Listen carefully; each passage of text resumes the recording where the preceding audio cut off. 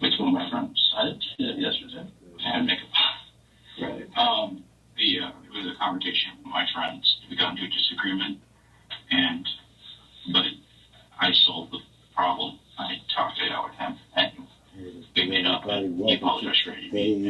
I accepted. We hugged it out. My friend. Joe, did this already know about the fight? Who? That's not school. Where's the fight? No, this wasn't. There was no fight. He just came up. He's like, Greg, what? I didn't hit back or anything. It was just, and I was like, okay, we'll calm down. Let's talk it out. So what's Joe's last name? I don't know. Thanks, your friend. Thanks, give me honest with me, Greg. What's his last name? I don't know his name. Who does those? Funny matter is that we made up. It was just a conversation that happened. It wasn't anything too important. We talked it out and we hugged and it was like, dude, I'm sorry, I made a mistake. And he was justified. And I said, I'm sorry for making that mistake. But what time this happened yesterday? Ballpark of the afternoon. But I saw you like what? What time did you get out of the fair? Well, I got there at 7. Okay. I hadn't seen that. You put makeup on it before you came out. Yeah. So consider it. Why would you do that? Because I didn't want more traffic detail with scars on my face. Okay, that's reasonable. The longer he chats with Ken, the more Gregory worries about his mother, Gail. Do you know if any developments have been made? If anything happened? They're going to tell you everything that goes on. But I'm trying to make sure that you are right. Because, when you call me, you were very upset. It's all no bad situation. Okay. Well, she had called me earlier. I could have come down here earlier with you. That's why I want to come down here and make sure that you're okay. Give me for a second. No matter what's happened, it's very important. Whatever it is, that you're up front and honest. Even remember what Joe's last name is. Mm-hmm. Because that's important. So what we act upon and you tell us things is what we're going to do. We got to be able to trust you. His sponsor, Detective Jones, is acting like a father figure here, telling him to look at him and to be honest. In contrast, Gregory is sitting cross-armed and doesn't appear comfortable. As a 15-year-old kid, he should be panicking and asking about where his mom is, and yet he's oddly calm. No, I'm not saying that I'm telling the truth. Yeah, but say for some reason you don't want to tell me Joe today. And I don't know why. Why would you want to tell me Joe? I'm not going to go run after Joe and get him in trouble. But that's just what you are. It's kind of like a question to make sure that you're going to be honest with me. I do have my full cooperation. It's just I don't want an unrelated incident to be drawn into the more important. Well, we may need to make sure it is unrelated. We need to make sure that the people didn't come there and hurt you too. Is that possible? No, it's not. Okay. But if it was, is that possible? Nigga, you're the killer. Shut the fuck up. But we want to make sure that you're okay. I'm fine. Because these guys are going to ask you a lot of questions. They're going to be hard questions. It's going to be a lot harder than me asking you what the guy's name is. Okay. And I don't want you to put up any walls. I want you to just tell them exactly what happened. I don't watch this shit live. I don't know what's with it. With Gregory feeling more comfortable, Sergeant Pagliari begins the interview. Couple things, as you can see, I see that you keep looking at my recorder, so everything that I do obviously is recorded. Okay? Plus you see the camera up in the thing too. Gregory has read his rights, as is standard procedure. In Florida, there's no requirement for a parent to be present in order to interrogate a minor. However, there is an obligation to notify a parent or legal guardian when a minor is taken into custody, which isn't the same thing as questioning. The general take on the Florida parental notification requirement is that it's good faith, and the inability to make contact with a parent or guardian doesn't put a halt to any questioning. Still, it's important to note that Miranda rights apply to minors in Florida just as they do to adults. Now it's time for Sergeant Pagliari to get some background information on Gregory's mother and some recent trouble at school. How would you say your relationship is with your mom? Has its ups and downs. Good. I think everyone argues a little bit about their mom. Okay. We love each other a lot. And I'm really hope she's okay. Have you ever been in trouble with the law before or anything? Absolutely. Yes, sir. No? Okay. Oh, How about trouble at school? No? Yeah. Starting that off in a bad manner. Having his sponsor in the room should make him feel much more comfortable and relaxed. Yet Gregory has his arms tightly crossed and his nonverbal communication is not in sync with his verbals, indicating he's feeling anxiety. Given the situation, this is understandable. He doesn't know where his mom is, and his house has been burglarized. Still, he's very closed off. And I'm just getting back before we get into things. That's all we're trying to do here. So, like, trouble at school, like how? Sorry, I'm trying to think of what it was. Last month, the guy asked us, and I was for that. What is that, sir? I don't know. ISS is in school suspension. OSS is out of school suspension. Okay. Why? What happened? The weekend beforehand, my friend was released. So I went to go. I snuck out of my house to go talk to him, and I talked with him. And my friend smoked cigarettes, and he gave me some to take home with me. I put some in my backpack, and I forgot to take them out. So when I was searched randomly at my school, they were gone. And how did your mom feel about that?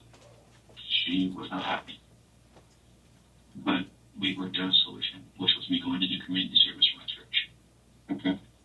You talk about ups and downs in your mom's relationship, right?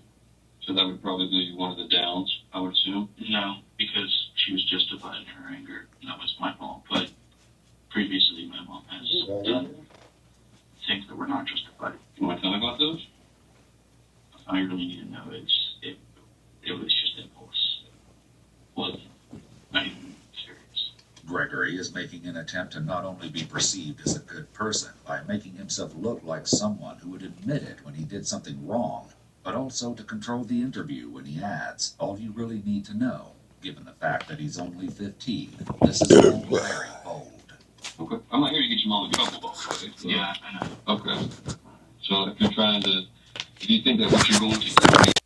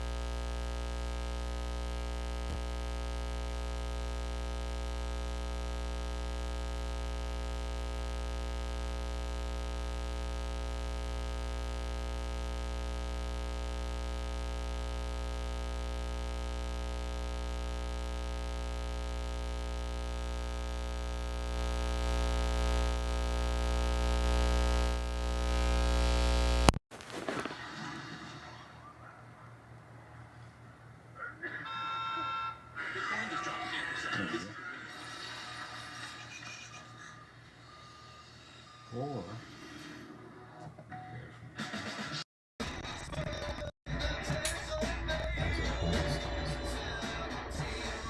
there we go. Chat, welcome to fucking 24-hour streaming. That's what we're doing today. So if I fall asleep on you motherfuckers, it's not my fault. Alright. You already knew what we was getting Detective into. Jones was talking to you and I was listening. You were at fair or something yesterday? Oh shit, pick this vape off. Parking detail for the Orange City. I found this shit, chat. I didn't even know where I had this shit. The Volusia County Fair. Do you know what time you came on last night? 8:47 maybe? Why so specific? That's just a time I remember. Probably from looking at my phone. The thing with the park detail ended early. It was supposed to go until 9, but I think it ended a bit early. And so I got home around just closer to 9.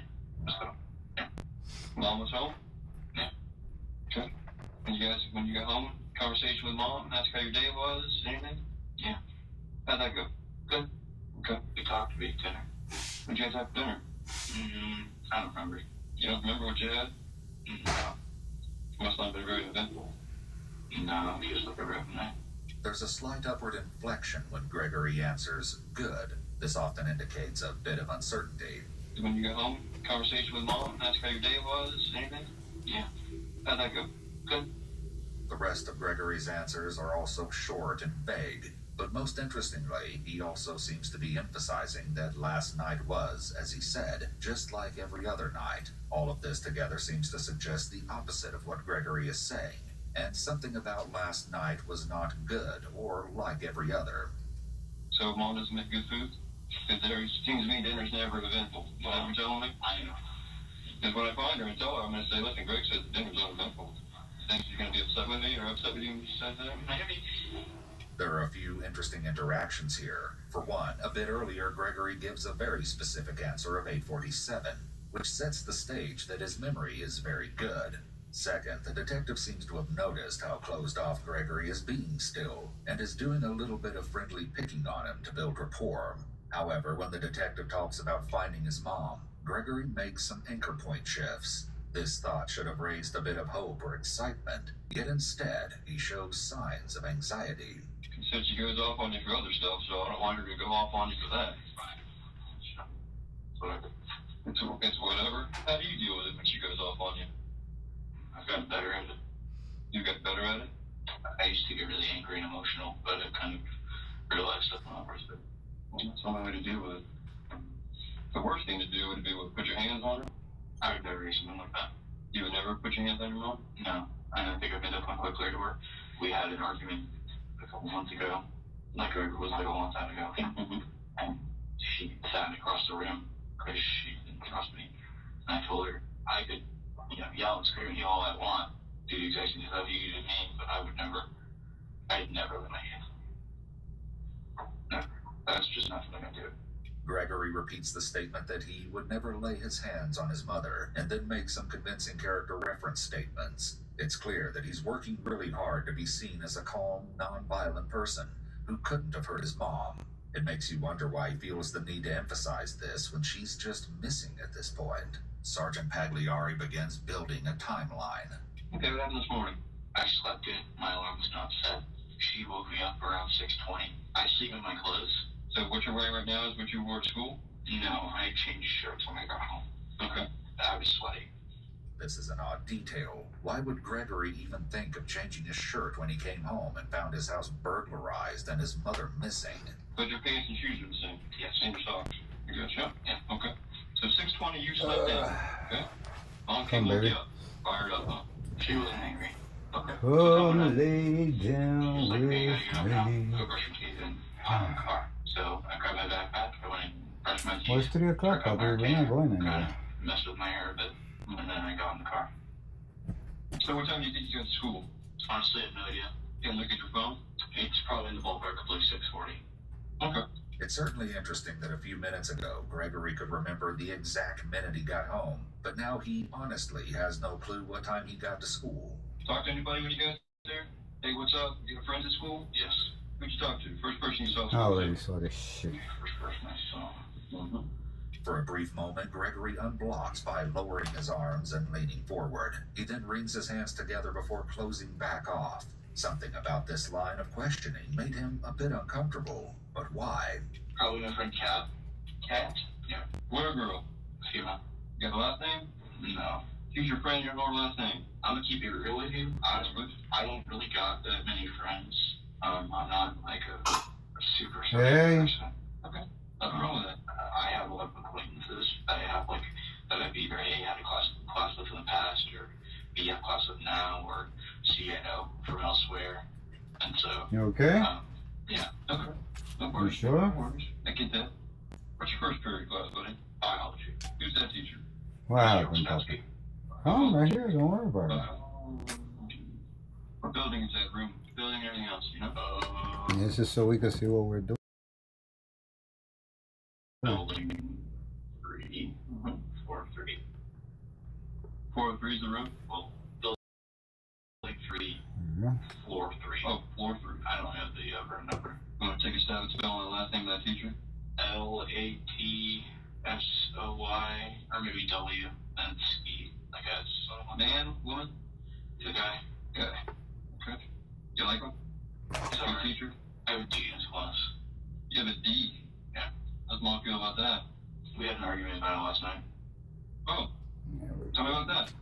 We talked about it. Basically, she's like, I can't be doing this. And I was like, well, I got all these B's last quarter. I can pull my grade up before the end of the semester. And she was like, whatever, blah, blah, blah. Don't act so cocky. I'm like, I'm not. I just know I'm capable of doing things like that. Sergeant Pagliari has honed his skills when it comes to reading behavior, and he's picking up on some strange behavior from Gregory. Some strange one thing you said you'd like being you want to be a detective someday. And it's been my personal experience when people start a story and then they go into the blah, blah, blah part, that there's more to the blah, blah, blah. So if you will, elaborate. Tell me what the blah blah blah part was for this argument. Okay, well, basically, she was just kind of like, whatever. You act narcissistic sometimes. Don't be so cocky. Using the word basically tends to indicate that someone is leaving something out. This, combined with Gregory's nonverbal behaviors such as self-soothing head rubbing, scratching, possible eye blocking, and his one hand tightly across his stomach in a protective and guarded posture, all seem to indicate that he's feeling a lot of anxiety.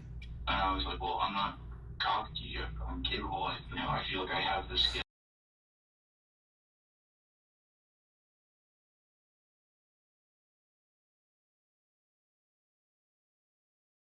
Because I've done it before to fix my memory in a short amount of time.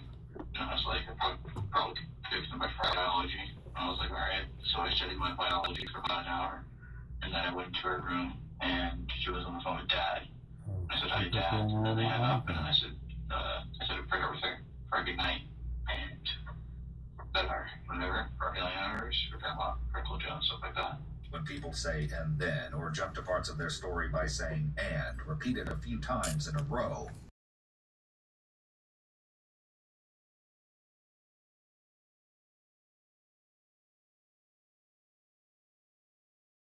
it tends to mean that they're going through events like their bullet points, and they're usually leaving something out between the ands. And I was like, I probably could fix it by Friday.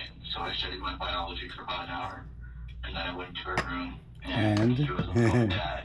And I said, hi, Dad. And then they hung up, and then I said a prayer with her for a good night, and whenever. We got a lot of hands going on, right? Uncle Joe, and stuff like that. Pay close attention to the moments when Gregory says "and then" as the questioning continues. And then I kissed her, and then that was around. no more and then. And then no more and then. Okay. When was the first time somebody called you about, or did anyone call you about your mother not being in work or anything like that? I received no communication from anyone about that. Okay. With Gregory's school day seeming as normal as can be, the sergeant inquires about what he found when he got home that afternoon. Gregory gives some indication that he's feeling anxiety around the questions of what happened when he got home by fidgeting with his fingers, making anchor point shifts, and doing some self-soothing rubbing on his arm.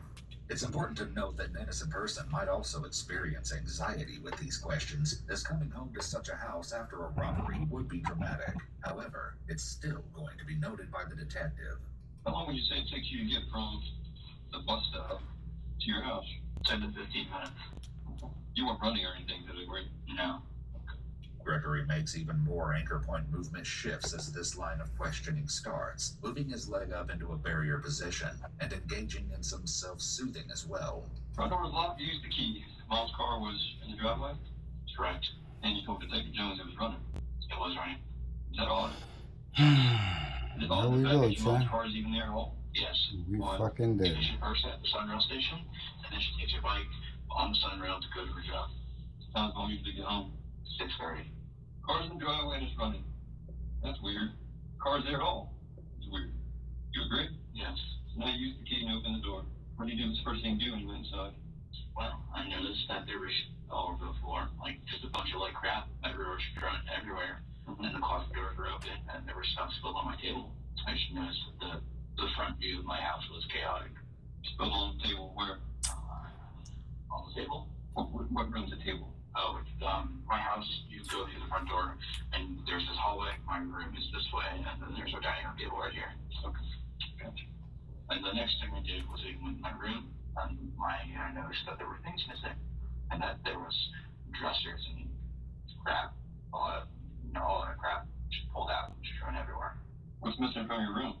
Mainly, I didn't really look thoroughly for everything that was missing from my room, but I noticed 3 things in particular. What are those? My stereo system. Describe what they are. So 3 things. Stereo system. What's that? You said 3 things, homie. You said 3 things. And it lights up LED blue. Do you know who makes it? Zero Blue. Zero Blue is pretty popular. Yeah, I know. What's the other thing that you're missing? My gaming computer. Is it describe it to me? It is white, has a glass side, and inside you can see the wires. We're about to find out that this guy right here is a bullshitter, and that gaming computer? So it's like a tower, not a laptop? This is one of the reasons I tell people don't do crime with friends. That's how you play? Yeah. I Everybody's not willing to go to jail with you, trust me. That is a fact. Spend all your money that you earned buy this computer tower. Now it's gone. Mom, I guess I'm my mom too. Right, so. Yeah. This is an interesting moment. It appears that Gregory doesn't want to show anger about his missing things, so he deflects it back to his missing mom to appear like the appropriately concerned teenager. But it all seems a little forced. What's the third thing? I moved I have a 25, I forget the weight on it, but it's a hunting legal combat bow. It's combat bow. Act bow. You have that? Good. Having some proper practice. I need to talk to them. You can talk to the second jump. While Sergeant Pagliari steps out of the room to make some calls, Gregory chats with Detective Jones. When do you think my house will not be a crime scene? Hello? Sometimes it takes hours, sometimes it takes almost a day and a half. Make it work. What else do you got into you? This is bullshit. Oh. Out of a tree. Final days. Because when I die, my art will continue to have residuals and probably be worth more than it is now. People will finally appreciate my stupid fucking videos and my stupid fucking songs. That's when people appreciate you when you're not there anymore. Anyways, they might not. It doesn't even make a difference. But historically speaking, artists' worth go up after they die. On June 14th of 2026, Oliver Tree will get in a helicopter crash that would unfortunately take his life. When it was up in the air, a second helicopter collided into his, which killed 6 people. The news was immediate. Some people were respectful, others made jokes. The way the internet is reacting to Oliver Tree passing.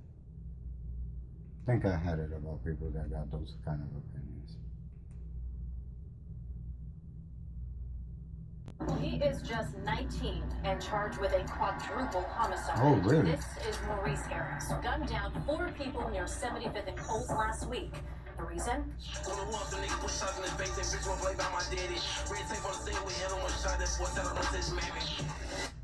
Oh, okay. We gotta watch this. I'm on row. And the beauty of this type of stream, chat, is that this is the shit that I wouldn't like normally react to, but I do watch it. So this is a moment for you to watch something that I will watch without it being like a reaction video. This is not a reaction video. This is you guys just IRL with me. And the craziest part, this is what I'm doing. He beat all 4 bodies. Why?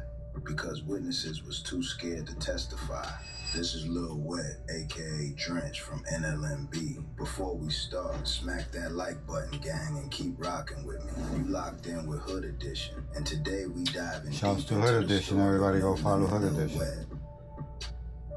Government name Maurice Harris, aka Lil Wet, or Wet 'em Up. Born back in '97, right in the heart of Terrortown, oh, wow. 78th and Kingston. That no limit territory. Out here, you don't choose the streets choose you. Lil Wet was born into it, not blessed.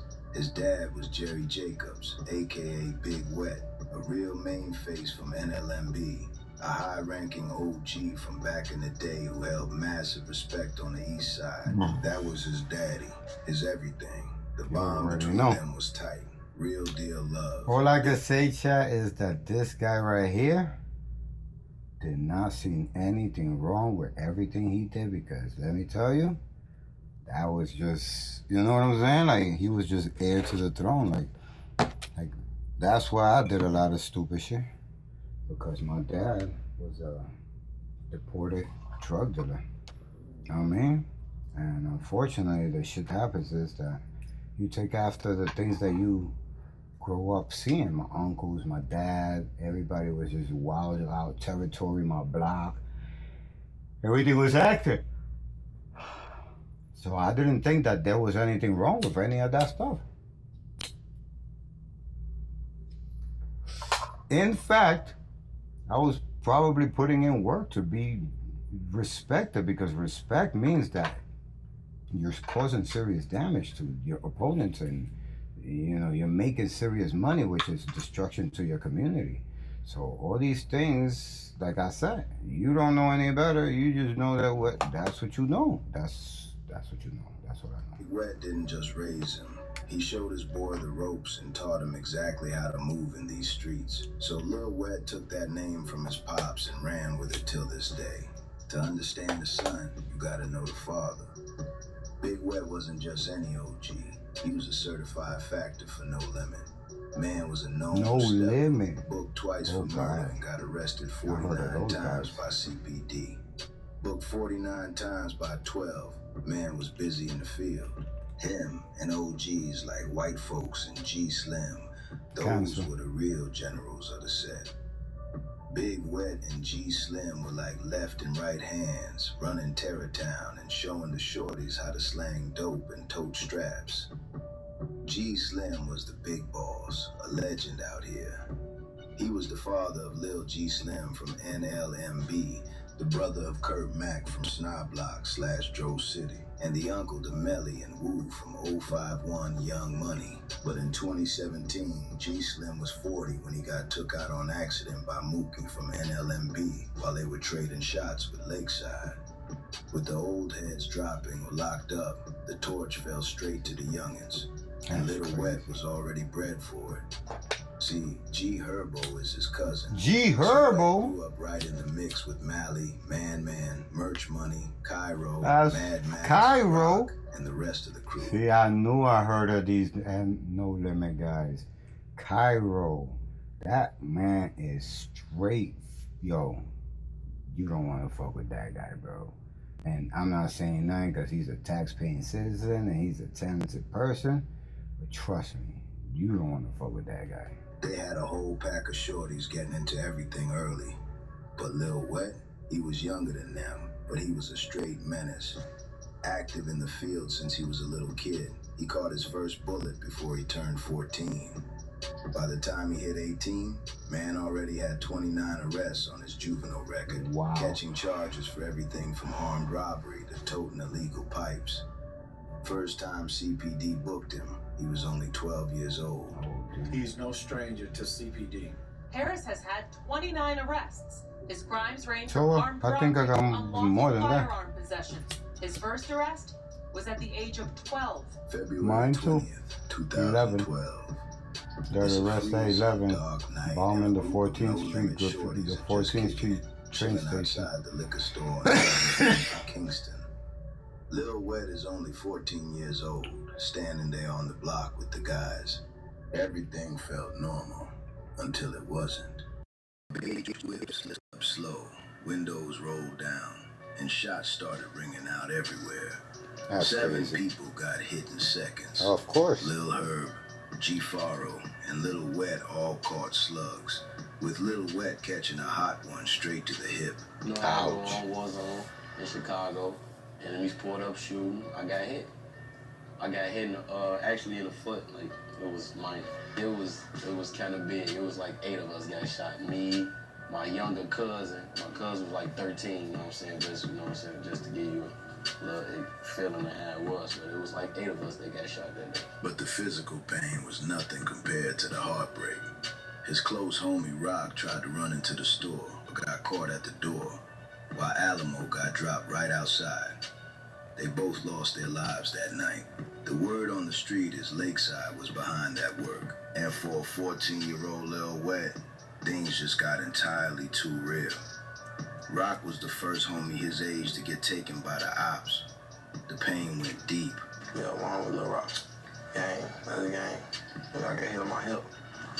Was that your first time getting shot? No. She lost a real loved one behind, like, it been blood shit, you know? That shit had me, I don't even know the definition of that shit. Like, for real. Like, it be fucked up. Shit, yeah, that was the first time I witnessed some shit like that. So, you know, now that you older, and it's been some time, like, is it easier when you think about it, or is it still the same? I ain't gonna lie, that shit's still the same. I can't even say, like, it washed off or went away. That shit always gonna be there. Wet went out and got Rock's name tatted on his arm. And from that day, straight to this very moment, NLMB started repping Rock Block in his honor. By 2016, Lil Wet was a top factor, holding heavy respect on his set. Out here, you only get that type of rank one way, by putting in work. The streets started whispering that Lil Wet was catching hats with the top steppers. Allegedly, him and Mad Max slid on Black Mob, and he was right there with merch money catching hats on MTG 079. Whips were sliding and bodies were dropping back to back. But Lil Wet wasn't on the net self-snitching and claiming hats for clout. He stayed low-key and kept his mouth shut. Man was already way too hot in the eyes of CPD, so he let his work do the talking. By 2017, the East Side was a war zone, and a small maniac Blackstone set called Black Mob was putting in major pain on NLMB. The top stepper for their squad was Shooter Shells, a straight nightmare. Shooter Shells, I heard his name. Shells was already a legend for putting in heavy pain on NLMB's top factors like C-Mo, I heard about Pistol his name. P, Richie Rich, and Kobe. Yeah, the exact same Kobe that G Herbo named his mixtape after, Ballin' Like I'm Kobe, who lost his life right by that infamous 79th McDonald's. With 4 bodies already under his belt, Shooter Shells was looking for the ultimate score. On March 29, 2017, he and 3 other Black Mob steppers, allegedly SGH, Shorty Hit, and Trap Mo, spotted Jerry Jacobs, aka Big Wet, Little Wet's dad, walking down the 79th Street in South Phillips. 4 shooters hopped out of a dark whip and let it spray. Big Wet got hit heavy in the stomach and the side of his body, fighting for his life all the way to South Shore Hospital. But by 3:40 a.m., the OG was pronounced dead. Shooter Shells just caught his 5th body, rapping about his count on tracks and openly dissing Lil Wet.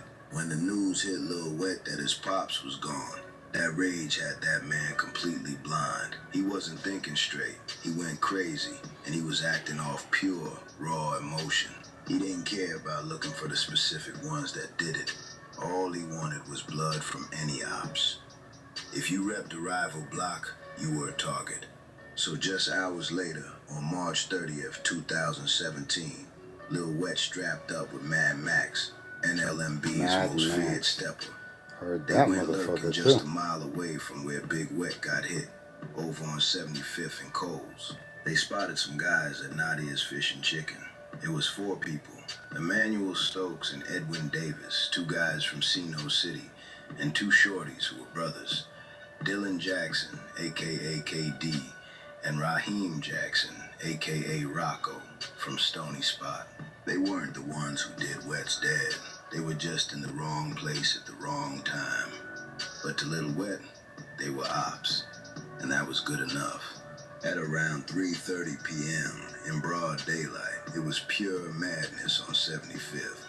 Mad Max stayed behind the wheel as the getaway driver, watching his back, while Lil Wet hopped out and started letting it spray. As 2 of them tried to run inside the restaurant, Wet pulled the door open and took them out right on the spot. The other two brothers, Rocco and KD, ran out into the street, running for their lives. But Lil Wet hopped back in the whip with Mad Max, chased him down, and caught both of them in 2 separate parking lots. 4 hats in one single run, only hours after losing his dad. The East Side had never seen anything like it. Near 75th and Coles in the South Shore neighborhood, where at first CPD thought they were investigating 3 people shot and killed, but a 4th body was later found. I want to show you some video of what this scene looks like right now. Police have been focusing their attention around a neighborhood fast food restaurant called Nadia's. CPD says a man walked up to the restaurant and started shooting. 2 people were shot inside the restaurant and 1 was found outside. Again, police originally were investigating this as 3 people shot, but then police roped off a new scene where another body was found in a nearby backyard. That's when they pushed us back even further at that point as they checked out the scene. I spoke to a woman who discovered that 4th body. She describes what she saw. Wow, 4 bodies. I saw a man sitting up dead, shot on the tree. He's sitting up. He's just sitting up, dead. He's right there. Because it was a broad daylight drill, Lil Wet went out there completely maskless. He went out there strictly on pure emotion for his dad. Witnesses inside Nadia's restaurant saw his face clear as day. Just days later, CPD moved in and booked the 19-year-old in South Suburban Blue Island. 12 slapped him with a quadruple murder charge, put his juvenile record on blast everywhere, and threw him in the slammer with no bond. We do have some breaking news this morning. Chicago police have named the man they're charging with a quadruple murder in South Shore. Made the arrest last night and named the suspect early this morning. Maurice Harris is looking at 4 counts of first-degree murder. The 19-year-old is accused of being the triggerman in 4 homicides on the 2700 block of 75th Street last Thursday. Police say Harris opened fire in Nadia Chicken and Fish restaurant, then again in area parking lots. The killings took the lives of 19 and 20-year-old brothers, as well as 2 other men. Last Thursday, 4 men were shot at a South Shore restaurant. Emmanuel Stokes and Edwin Davis were shot multiple times inside. And brothers Dylan and Raheem Jackson were shot in their backs as they tried to escape. 12 was running straight to the media, saying it was an obvious get back for his dad, Big Wet. Bro was staring down the barrel of over 24 counts, including murder and attempted murder. He is just 19 and charged with a quadruple homicide. This is Maurice Harris. Police say the teen, who is no stranger to law enforcement, gunned down 4 people near 75th and Coles last week. The reason? Police say it appears to be retaliation for his father's murder a day earlier. CBS 2's Suzanne Lomagno reports. Police say Maurice Harris's father, Jerry Jacobs, was a documented gang member who was arrested 47 times in the past. Jacobs was shot to death a day before the quadruple homicide happened near 75th and Coles. I don't have the motive for why Jerry Jacobs was killed, but I mean, it's a reasonable belief Jerry Jacobs is murdered. Then 24 hours later, his own son goes and kills 4 people. So obviously, those 2 incidents are related. 19-year-old Harris is now charged with 4 There counts we go. of first-degree murder. Now my stream looks professional. No, man, has my logos, has my shit. Prosecutors say Harris is a documented gang member with an You gotta remember, I just did this for the first time, so I'm trying to like decorate it and all that bullshit. You feel me? He's no stranger to CPD. Harris has had 29 arrests. His crimes range from armed robbery to unlawful firearm possession. His first arrest I'm was trying at to the age decorate of this 12. shit. If someone would do a deep analysis into this Still learning the him as a juvenile, capabilities of this thing. there'd be no shock that we're It here says talking web today link, about so this. I'm wondering what that means. Maybe I could watch what we're watching. Blue Island, where Harris was taken into custody. He's being held without bond. It looked like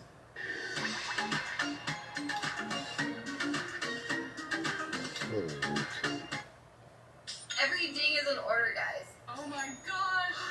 Oh my gosh! No mail.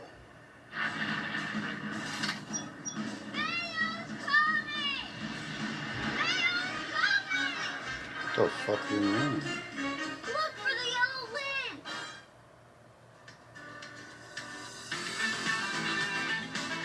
That's so good. Get in. Ew. The fuck?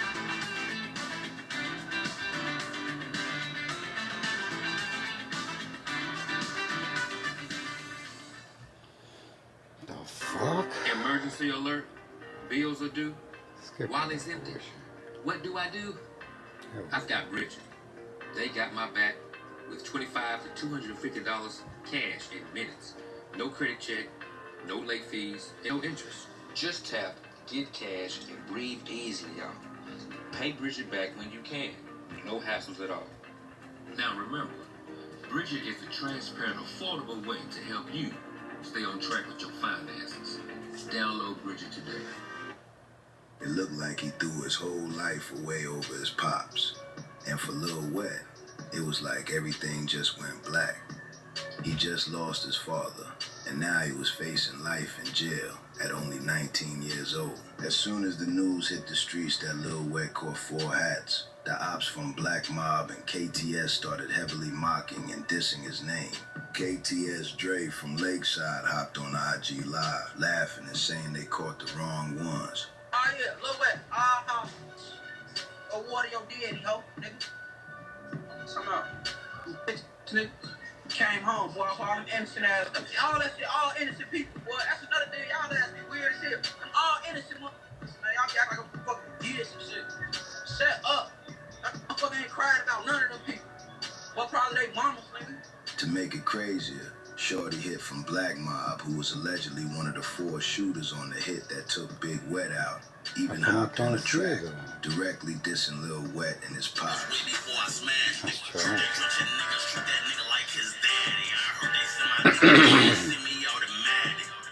Lil Wet sat in that cell for 3 years, kept his mouth completely shut, and never snitched on Mad Max. Just 3 months after he got booked, his homie Mad Max and the NLMB hit squad allegedly went out and caught the real get back for Big Wet.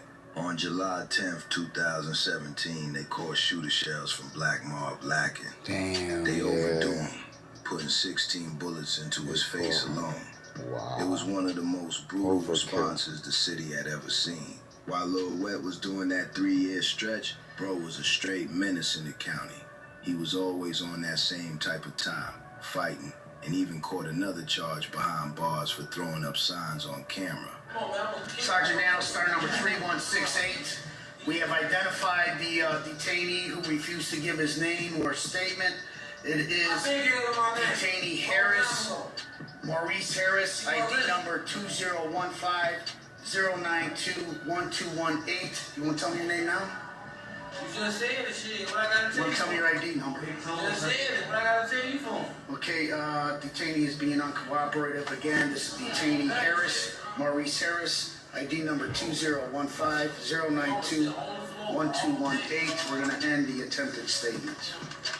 Meanwhile, his cousin G Herbo tapped in and paid for a top-tier lawyer. That's when the street chest started moving. See, Nadia's Fish and Chicken restaurant sits right next to No Limit territory, a hood full of heavy steppers. The word on the porch is the guys ran down on the restaurant and made it plain. If you go to court and point them out, you're getting left just like them other four. When trial time came in June 2020, the witnesses suddenly caught a major case of amnesia. Oh, They shit. didn't I remember a single would. thing, or they just didn't show up to the courthouse at all. Without anyone willing to take the stand, the state didn't have a case. One afternoon, Lil Wet was just sitting in his cell, fast asleep, when they suddenly woke him up for an emergency Zoom court. Just like that, the judge dismissed every single charge. Due to a lack of evidence, Lil Wet walked out of jail a free man off a quadruple homicide. Right outside the county gates, the whole gang was waiting for their homie, turned up and celebrating a massive win. That's crazy. I mean, I'm not mad at them. I'm just saying that's crazy. That's how society has, you know? That's what it's deteriorated to.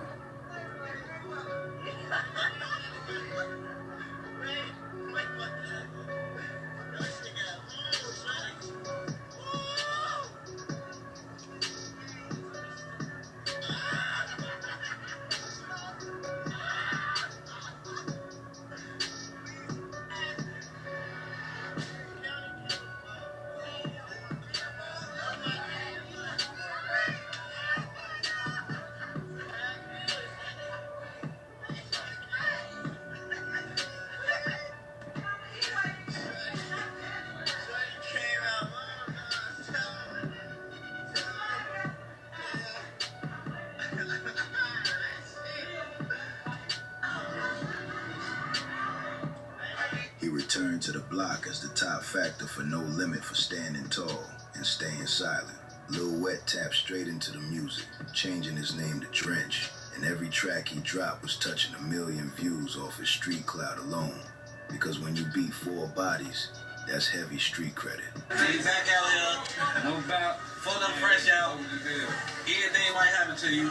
Anything. Anything. All type of shit. Whatever you want to happen. Never know when. Damn. Chill out, man. Open up your shirt. Oh my God. Oh my God. Look at my heart. My heart. My baby. My baby. My baby. My baby. My baby sleeping. My baby sleeping. Oh. Damn, you much ain't lazy though. Damn, you much got lazy. Shit. Crazy. What you want, crazy? Whole ass coming off in the big room. Oh, fun of week.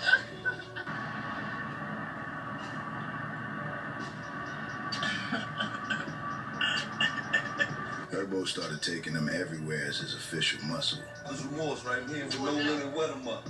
Yeah, nah, the name speaks for itself. Drip. Quadruple kid, man. Yeah. Drip gang? Drench gang. Drench gang. Yeah, I know what that means.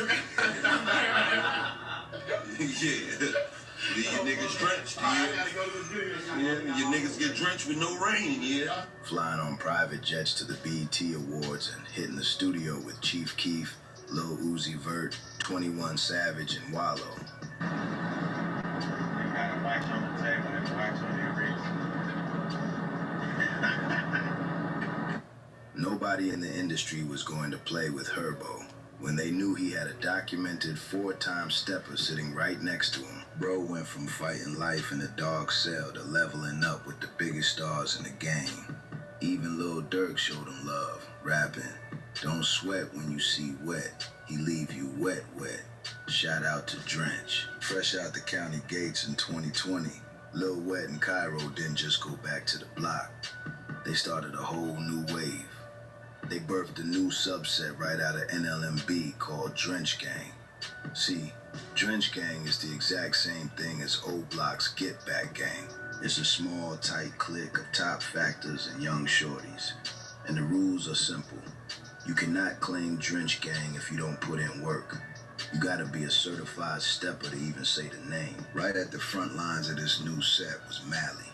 Mally and Lil Wet were like twins, locked in since they were kids. Now Mally is a small dude, only 5'3", but he was a giant in the field. Word on the street is Shorty already had 4 hats to his name. In October 2020, just months after Wet got his freedom, Lil Wet and Mally went on a run. Wet was behind the wheel of a silver Chrysler 300, and Mally was in the passenger seat. They caught up with their main ops, MTG079, the same set that took out Capo back in 2015. On October 13th, over on the 7000 block of South Shore, it was pure smoke. Lil Wet spotted Deshaun Fletcher, aka Jeezy from MTG079. Wet cleared the path, and Mally popped clean out the sunroof with a switch, spraying down Jeezy's whip. Jeezy died from his injuries days later, but 12 was working fast. Surveillance cameras at a parking garage on Lake Park Avenue caught Lil Wet clear as day, rocking a bright yellow hoodie, stepping out of an elevator, and jumping right back into that Texas-plated Chrysler 300 hours after the drill. Wet's name went straight into the police report as the driver. By August 2021, 12 moved in. Mally got booked for the body and hit with heavy gun charges. Right?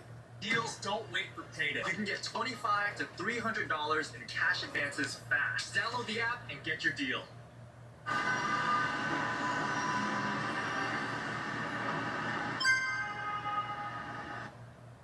You're complaining about $60? Take yourself out to dinner. That's hella good. Like, I don't know why you're complaining about that. If you want to make more money, it's super easy. All you need to... If you're one of those people that has to do their own research before actually trusting something, I respect that, but let me show you how the app actually works. Because instead of you having to do all the research on your own for picking stocks, you can go in and just find an embedded stock picker to do it for you. For example, we have an AI PhD. Right now, Mally is sitting behind a wall, serving a 20-year sentence for the murder of Jeezy. He won't see the bricks again until 2040. Drench Gang lost to top factor, but the name was already cemented on the east side. While Lil Wet was taking the music serious under that Drench name, he never truly left the streets. He was rapping exactly what he was living, and Drench Gang was still out here moving heavy.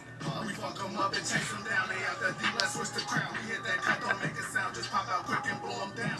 Word on the street is the set was allegedly tied to a whole lot of major smoke, including that infamous hit where KTS Dre got stood over and hit 64 times straight outside the county gates, a drill Lil Wet was allegedly right there for. He even hopped on tracks dissing KTS Dre, Von, and Rio, letting the streets know exactly where he stood.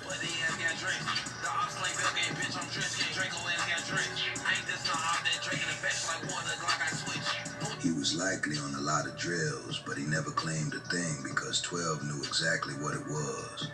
They were on Drench's trail heavy, just waiting for anything to stick because they couldn't stomach the fact that he beat 4 bodies and walked out scot-free. And in 2024, the trap shut. The feds pulled up on a residence located at 720 West 47th Street, apartment 4D, which was his girlfriend Pretty Low's spot. 12 wasn't even pulling up for Lil Wet first. They actually raided her apartment because she was on the hook for a $250,000 federal fraud and scamming play. Lil Wet just so happened to be staying there after a show in Detroit and got caught right up in the middle of her jam.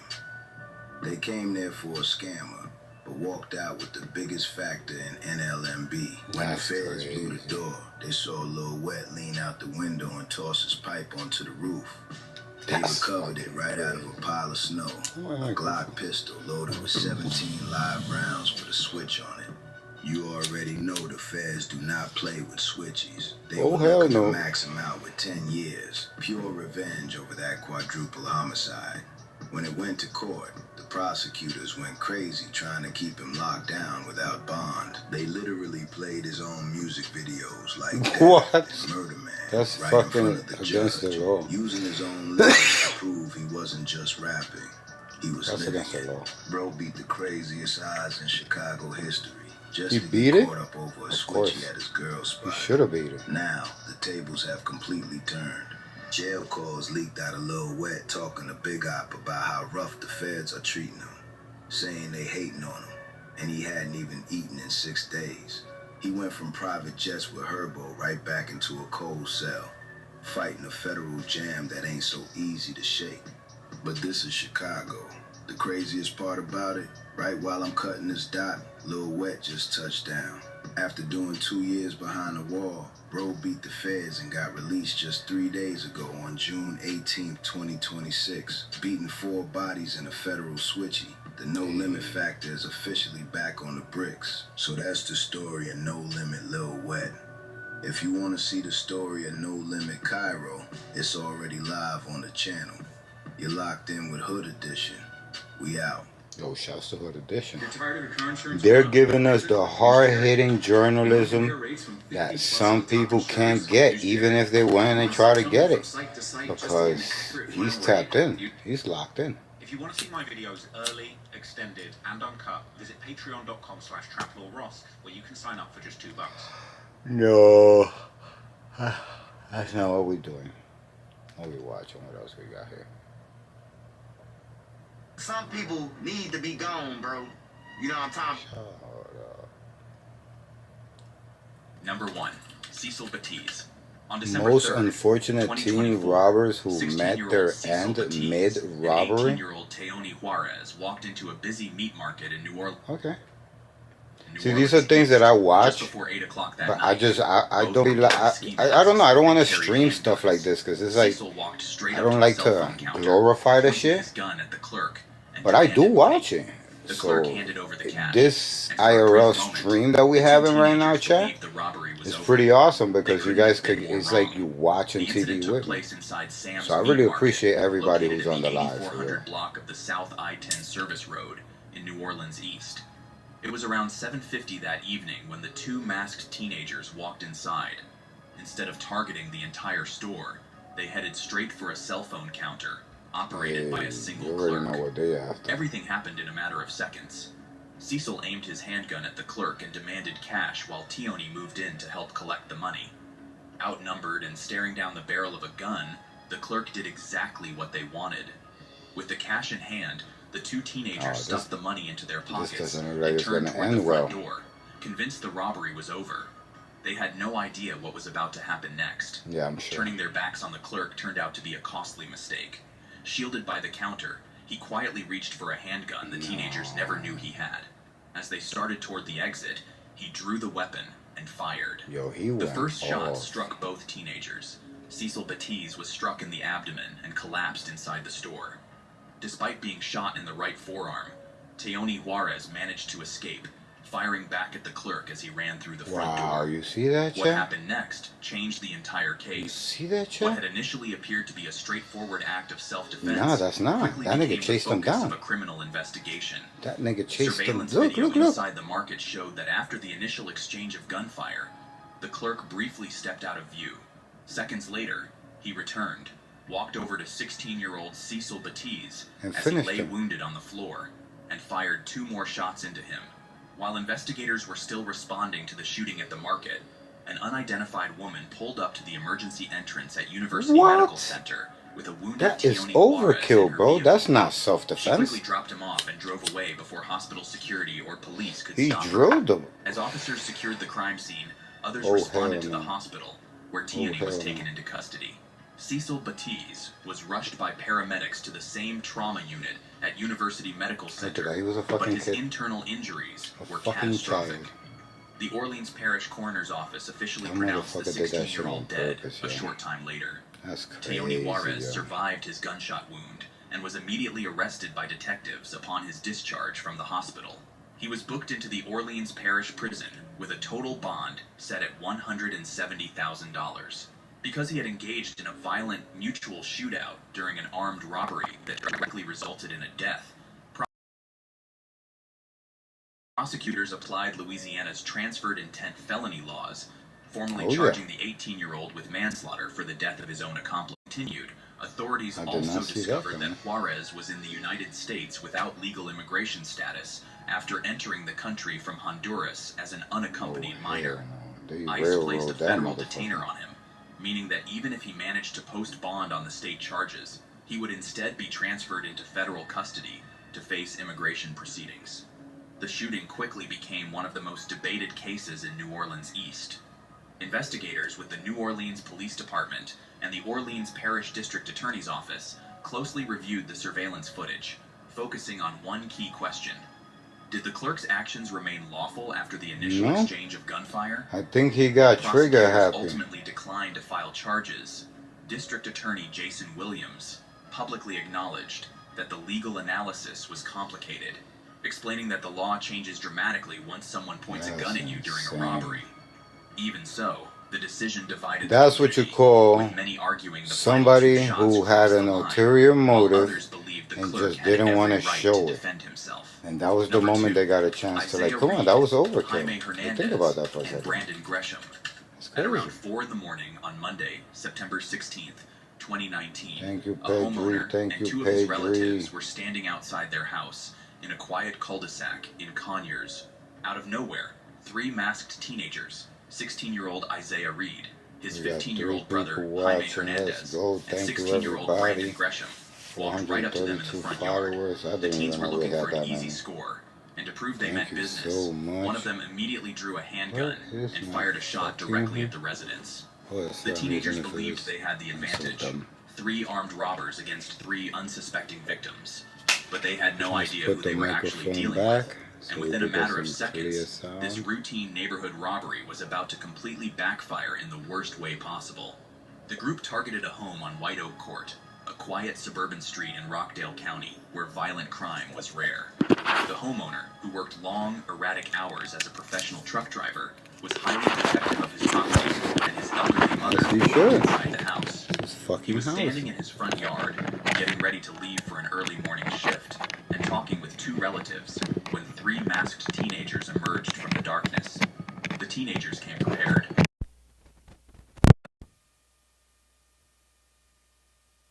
Bandana You should blow them away, let me tell you. while another had a purple shirt wrapped tightly around his head beneath a pink hoodie, leaving little of his face visible.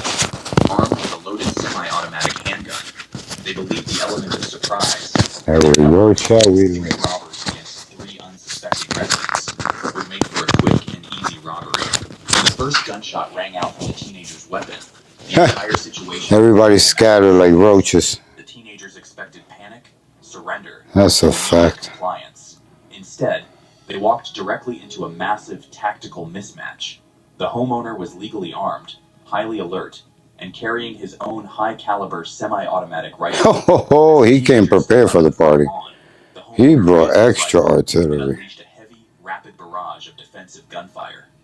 Neighbors later reported hearing 5 distinct, sharp cracks from a handgun, followed immediately by a deafening, continuous stream of high-powered rifle shots that tore through the cul-de-sac. Oh yeah, everybody died. There was nowhere to run. But they were too close to Too escape. close. Because they were brave. Collapsed near a row of gardens. They were too brave. The other two managed to make it farther up the street, desperately trying to flee into the darkness, but both eventually collapsed from their injuries before they could get away. Wow. At approximately 4:10 a.m., That's crazy, the Chad. first responding deputy from the Rockdale County Sheriff's Office arrived after receiving a frantic What do you 911 think, Chad? call from the homeowner. As the deputy That's stepped crazy, out of huh? his patrol vehicle and shined his flashlight across the Wow. driveway, he initially mistook a dark shape on the ground for a stray trash bag. Moving closer, he discovered the first teenager lying motionless on the asphalt. Check. The boy was still wearing his makeshift mask, and his hand was resting directly on top of a black Glock gun. Paramedic arrived on the scene minutes later. The teenager found in the driveway was The pronounced dead on the teenager spot. was found The other dead. two boys, discovered further up Whoa. the street, were rushed by ambulance to a local hospital under emergency medical care, Whoa. but their injuries were too severe. Shortly after arrival, Whoa. emergency medical staff pronounced them dead. Jesus Christ. So nobody survives then. That is a horrible turnout. The deaths of 3 Salem High School students stunned the community, prompting vigils attended by hundreds of people. Detectives analyzed the ballistic evidence, examined the shell casings, and interviewed the surviving witnesses to piece together the sequence of events. During the investigation, detectives discovered that the plot may have involved more than just the 3 teenagers. Intelligence gathered from family members suggested that 2 unidentified older individuals may have provided the firearms and pressured the boys into targeting the truck driver's home, believing it would be an easy target. Ultimately, the official investigation concluded that the homeowner acted completely within his legal rights. The Rockdale County Sheriff's Office determined that the incident was entirely covered under Georgia's Stand Your Ground law, which grants citizens the right to use deadly force with no duty to retreat if they reasonably believe it is necessary to prevent death or a forcible felony. Because the teenagers fired first, the homeowner was cleared of any criminal liability, and no charges were ever filed against him. The identities of the 3 residents were legally withheld by authorities to prevent any potential retaliation, closing the case on a botched neighborhood robbery that ended in a swift, catastrophic tragedy. Number 3, Jason January. 17-year-old Jason January and 3 other teenagers pulled up behind a Family Dollar store in Beaumont, Texas, to make a quick drug deal. It was just before 12:30 in the afternoon on Friday. Almost nothing, huh? 2026. The transaction was supposed to be a simple handoff between them and a 19-year-old buyer, but Jason and his crew had a completely different plan in mind. They were using the narcotics deal as bait for a violent ambush, and the moment their target stepped into the How did that work out for them? Wow, look at them little kids. I'm sorry, man. I don't see the. I know that these little demons are capable of killing all of us. You know what I'm saying? With their printed guns and everything, but it's like I just feel like when you look at them, like the potential. They never even got to live life. Never got to live life. The frontal lobe of your head doesn't even fully develop until you're 21. That's crazy. It's just so tragic. I wish I could tell everybody. I'm from the streets too, Mo. Like, I'm trying to put y'all on so that way you could live a little longer. Chad, if you like what you see, man, if you're enjoying the growth, this is our 6th month on Twitch. Show love, sub up, be one of the first to drop a sub, gift us some subs, or just follow the channel and show love. Highly alert and completely unwilling to submit. In the middle of the gunfire, the 19-year-old drew his own handgun and returned fire in self-defense, striking 17-year-old Jason January in the chest. The moment the 19-year-old returned fire, the robbery fell apart. The 3 surviving teenagers immediately fled the parking lot, leaving their wounded friend behind. Damn, they left that nigga behind? Jason managed to that run from the rear of sucks. the business, across the roadway, and into an open field in the 3200 block of Avenue B, where he eventually collapsed face down on the ground. At exactly No love for the 12:24 other side. emergency dispatch received frantic calls reporting a shooting behind the retail store. When Beaumont Police Department officers pulled up to the scene just minutes later, they found Jason lying motionless on the ground. Officers and arriving paramedics immediately started CPR, attempting desperate life-saving measures. But the damage from the high-caliber gunshot wound Legend, stop. and Jason January was pronounced dead at the scene. Shortly after the shooting, the 19-year-old victim did something the surviving teenagers never anticipated. He voluntarily walked right into the Beaumont police station. He handed his firearm over to the desk sergeant, Oh, wow. explained that he had just been violently ambushed by an armed group, and cooperated fully with homicide detectives. Oh, look at that. Investigators He deserves some fucking, some kind of, like, you know what I'm saying? The evidence completely Compassion, because, damn, most niggas would have went out shooting. and the three other teenagers initiating the unprovoked, violent assault before the gunfire started. Because the 19-year-old was facing an immediate threat to his life during the commission of a felony robbery, Texas authorities cleared him of all criminal liability, ruling the shooting a justifiable act of self-defense. A few hours later, police didn't have to look far for their first suspect.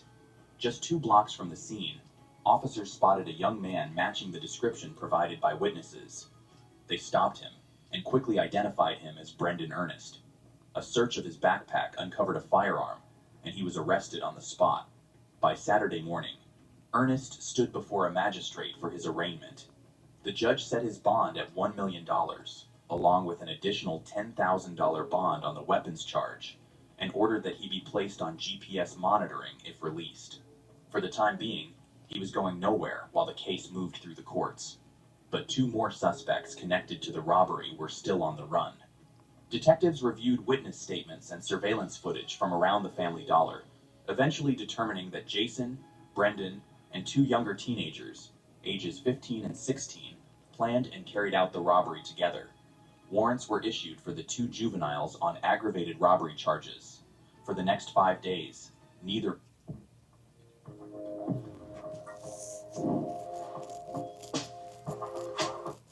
You can get $25 to $300 in cash advances fast. Deals wait for no one? Download the app so you don't miss out. When your landlord texts, but your cap says $47. Download like 5 different cash advance apps trying to get some cash. The first one wanted my social security number. Another one wanted pay stubs and bank statements. One of them wanted me to open up a whole new account. Just put the fries in the bag, little bro. I'm trying to get $100, not apply for a mortgage. Then someone told me about Credit Genie. Literally 3 steps. Sign up. The fuck are we watching, man? I hate when they do this to me. I shouldn't have to be on the defense. I know exactly what you mean. I mean, like those ones where you get, like stuck right before the payout, and then you could never actually withdraw. I mean, this one is so much different though. There's literally 0 minimum to cash out. Like 0 minimum, you say? So if I earn like $2, I can actually take it out right now? What if it's 20? Is that okay too? Yeah, I mean, whether it's $2 or 15 or 20, it literally doesn't matter. You pull it out whenever you want. There's no restrictions, no hidden fees, none of that stuff. Okay, but how do they even pay people like that? What's the catch? Honestly, there's no catch. I mean, they basically just split the ad revenue with, the players. So the app shows the ads, and instead of pocketing everything, they actually cut you in on it. Casual games like Match 3? Yeah, like Match 3, block puzzles, solitaire, word games, all that kind of stuff. Right now, I'm downloading it. I'll call you when I cash out. See ya. Cool, have fun. neither of them could be found. Then, on Wednesday, both of them walked into custody on their own. Months later, Brendan Ernest appeared before Judge Raquel West in the 252nd District Court and pleaded guilty to aggravated robbery and obstruction of justice. A second obstruction charge was dismissed as part of the plea agreement. In return, prosecutors agreed to recommend 10 years of probation and a $500 fine for each offense, with all sentences running concurrently. Before accepting the recommendation, the judge ordered a pre-sentence investigation before sentencing him. Barring any surprises, Brendan was set to receive probation instead of prison, despite his role in a robbery that ended with one of his accomplices dead. Because Jason January was killed while... I don't know, what is it? People think they're gonna get away or some shit? I'm be confused.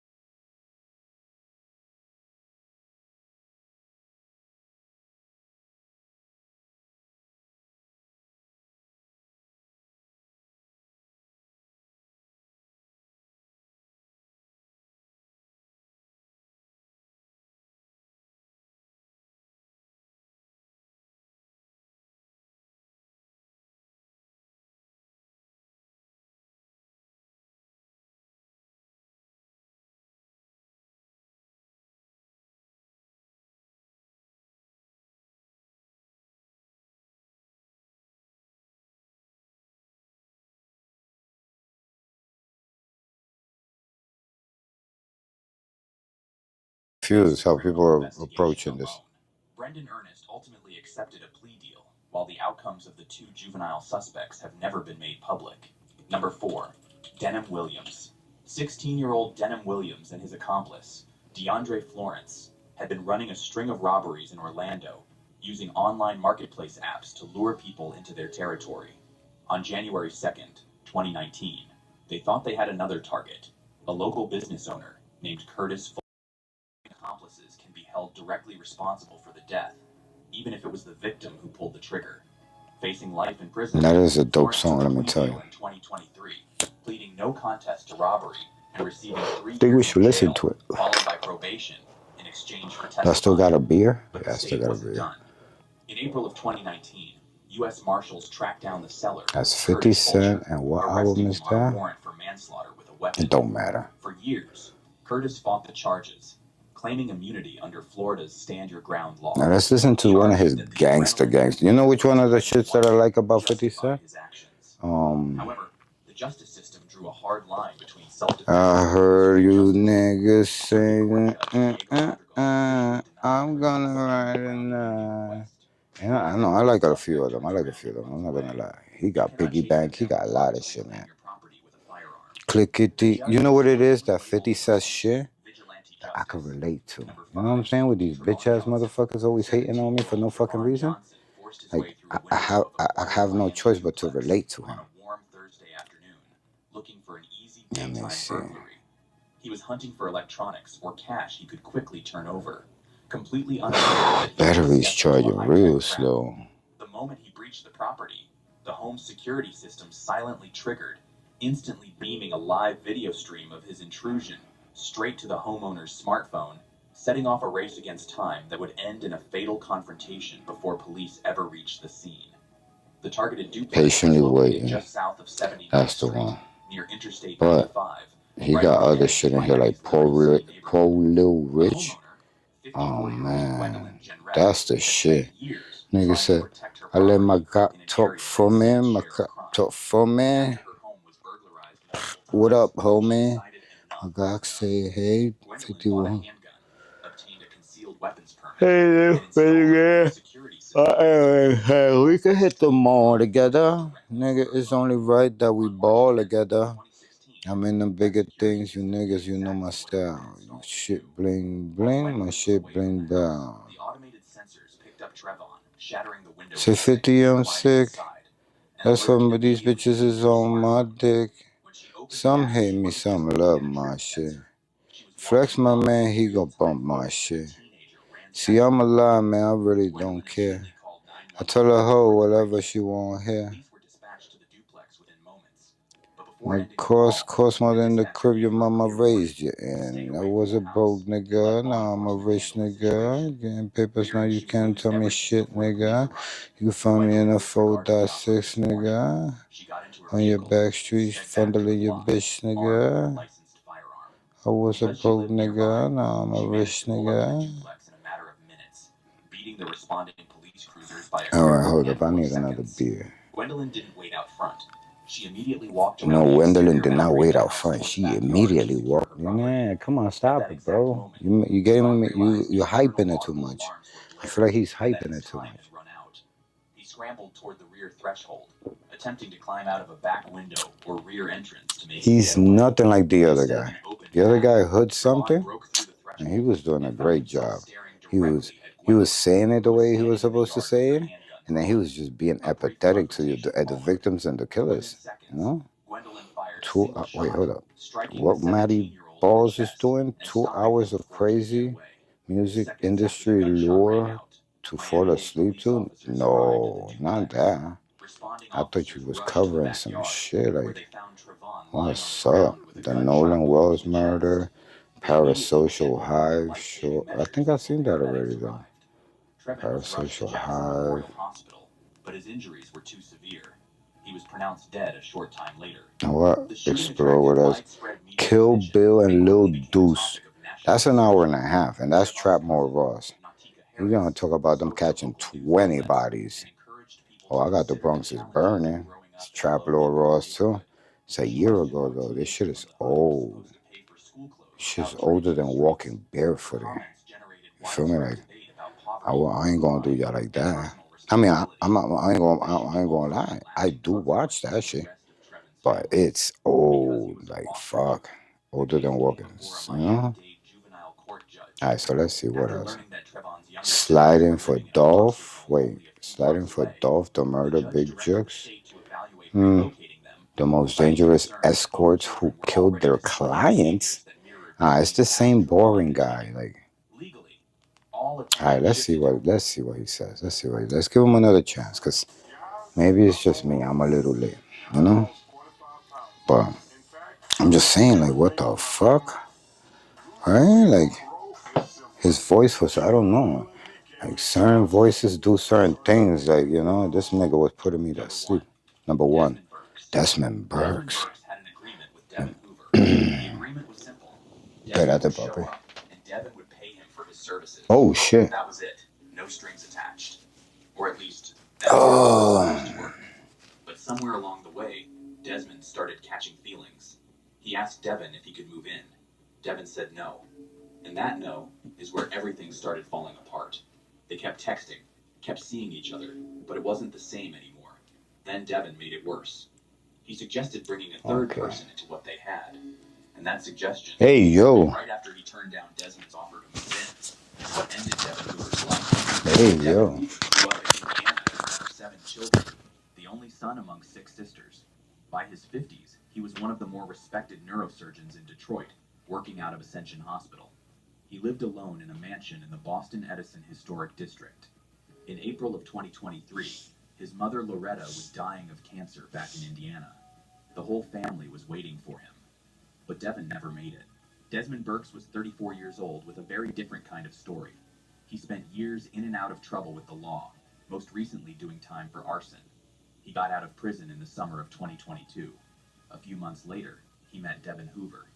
Exactly how they met isn't something prosecutors ever laid out publicly. What they did say is that at some point in 2022, after Desmond got out of prison, the two men connected, and Devin started paying Desmond for sex. And they talked. A lot. By the time investigators pulled Devin's phone records, they found roughly 4,000 text messages between the two of them. 4,000. At some point, Desmond told Devin he had feelings for him and asked to move in. Devin said no. Then Devin suggested bringing a third person into what they had. And prosecutors say that's what pushed Desmond over the edge. On April 22nd, 2023, Desmond showed up to that mansion on West Boston Boulevard and shot Devin twice in the back of the head. Then he wrapped Devin's body in a carpet and dragged it up to the attic crawl space on the 3rd floor of the house. He grabbed Devin's phone, his wallet, his cards, his keys, walked out the back door, got into Devin's white Range Rover, and drove away. And the first thing he did after leaving that house was go to the mall, Fairlane Mall in Dearborn, about 15 minutes away. He went shopping, bought jewelry, and used Devin's card to pay for all of it. In total, Desmond drained more than $30,000 from Devin's accounts. After leaving the mall, Desmond drove the Range Rover to Coyle Street in Detroit's Grandale neighborhood, about 5 miles from Devin's home. He pulled up along the curb, blocking a stranger's driveway, stepped out with a backpack, and walked off. Surveillance cameras caught the entire sequence. He limped as he walked away, the result of an old gunshot wound to the hip, and that detail would later help investigators place him at the scene. The next morning, a neighbor on Coyle Street called police about an SUV blocking their driveway. Officers responded and found a white Range Rover sitting there. As they got closer, they noticed blood inside the vehicle. They ran the plates, got Devin Hoover's name and address, and drove to his home on West Boston Boulevard. They knocked on the front door. No answer. They went around to the back and knocked again. Same thing. The driveway gate was wide open, and there appeared to be blood on the back door. They couldn't get inside that evening, so they left. The next day, April 23rd, Devin's family called police asking for a welfare check. Devin was supposed to be in Indiana with his dying mother, and he hadn't shown up. This time, officers got inside the house, and when they did, they found him in the attic crawl space on the 3rd floor, face down, wrapped in a carpet, one black sock on his foot, and 2 bullet holes in the back of his head. On April 28th, less than a week after Devin's body was found, police brought Desmond in for questioning. They held him for several days and let him go on May 2nd. They didn't have enough evidence to charge him yet. The investigation that followed took over a year. Wayne County prosecutor Kim Worthy later said it crossed 5 states and 3 countries. Part of what made it so difficult was that many of the people who knew about Devin and Desmond's relationship didn't want to talk. What those two men had was private, and witnesses were reluctant to get involved. While all of that was going on, Desmond Burks was still out in the world. On April 2024, I feel like drawing, so I think we're gonna try out some pastel shit. It might be trash, who knows, I'm not the luckiest man on earth, but I am the luckiest man on earth. So, we're gonna draw. On May 11th, 2024. Prosecutors were clear this was a separate case, but it tells you the kind of man Desmond Burks was, while investigators were still building their case against him. On August 7th, what I want to use is this little pencil right here. Wayne County formally charged Desmond Burks with first-degree This one is not. The evidence they'd spent over a year collecting was See, this one right here. Devin's cell phone data showed his I don't phone know what this does. on West Boston Boulevard on the day of the It murder, does. traveling to the area near Desmond's home, then to Fairlane Mall, and never returning. Surveillance footage showed Desmond parking the Range Rover on Coyle Street and limping away with a backpack. His fingerprint was inside the vehicle. When investigators searched his home, they found Devin's Cartier watch and a second watch Devin bought the day before he was killed. And a witness testified at the preliminary examination that Desmond asked him to hold a bag, and inside that bag was a gun and a pair of surgical goggles with Devin Hoover's name on them. At his arraignment, Desmond pleaded not guilty and was held without bond. The case stretched out for nearly 2 years. By January of 2026, it was finally going to trial. The trial was expected to run 6 weeks and was expected to get deeply personal given everything about the relationship between these two men. But on Wednesday, January 21st, Desmond Burks entered a guilty plea. What happened, He baby? pleaded guilty to second-degree murder, larceny, using a computer to commit a crime, and weapons charges in Devin's case. He also pleaded guilty to manslaughter for Retta Saleh's death. In exchange, the first-degree murder charge, which carried mandatory life without parole, was dropped. His own attorney said she didn't see it coming. Sentencing was set for February 20th. What happened, baby? I'm a draw. Desmond Burks walked into the Wayne County Criminal Justice Center that morning, like he was arriving somewhere he wanted to be. He smiled at the cameras in the hallway. He waved. He threw up peace signs.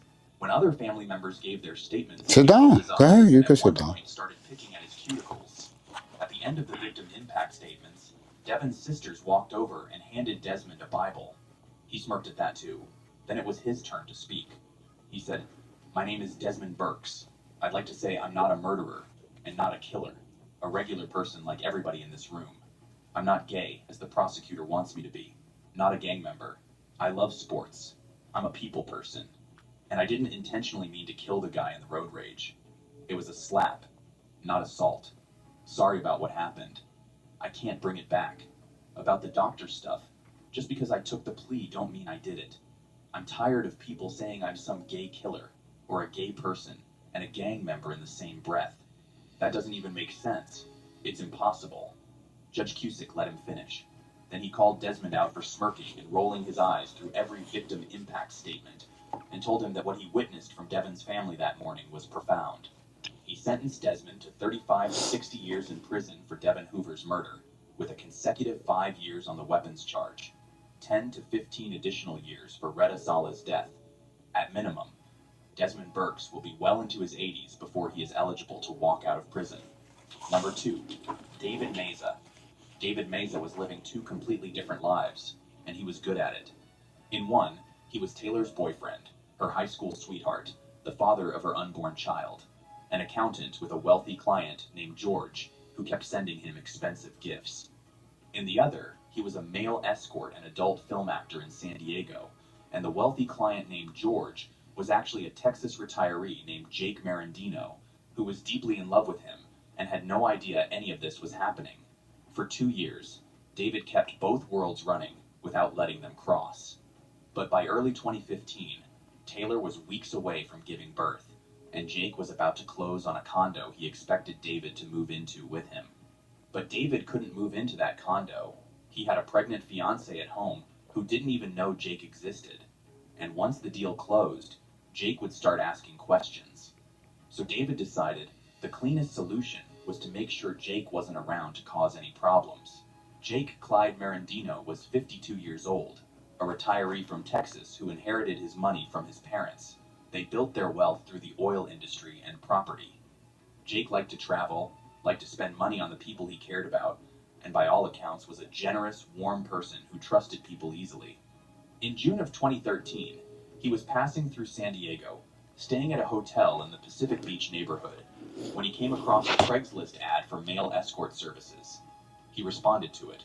He paid $100, and the man who showed up to that hotel room was David Enrique Meza, 23 years old, from Imperial Beach on the southern end of San Diego County. Jake liked him immediately. He didn't want it to be a one-time thing. And David, who at that point was already in a relationship with a teenage girl named Taylor Langstow, was happy to keep seeing Jake, as long as Jake kept paying. Except Jake didn't see it that way. To him, what they were building was a relationship. He started visiting David in San Diego regularly. He started spending serious money on him. Over the next 2 years, Jake put over $100,000 into David Meza, a $45,000 sports car, 2 other vehicles, a motorcycle, clothes, travel, dental work, thousands in cash. He added David to his bank account, and at some point, he sat down in a hotel room and wrote out a will on hotel stationery, leaving David everything he owned. David, meanwhile, told Taylor that Jake was a client named George. See, this guy is so fucking boring, man. Like, I want to watch it, but damn, this nigga he kills your boner, bro. Like, you take the fun out of watching these fucking stories, bro. What are we looking at here? Cannot watch the Boondocks because you already know we're gonna get flagged so fucking hard. I'm tired of the Nicki Minaj's. The disrespect is getting to be a little bit too much, even for me, coming from this new Nicki Minaj. You could call her a clone, inspired, whatever it is. Okay, we're watching this. That's all we needed to hear. That's how fast you catch my attention. Like, what'd you say? Let's go. And Hello Yasin always covers some good topics. So I actually spoke on this rapper a month ago, maybe. If the audio sounds choppy for you guys, it's meant to be that way. Because you're supposed to be here. I mean, so.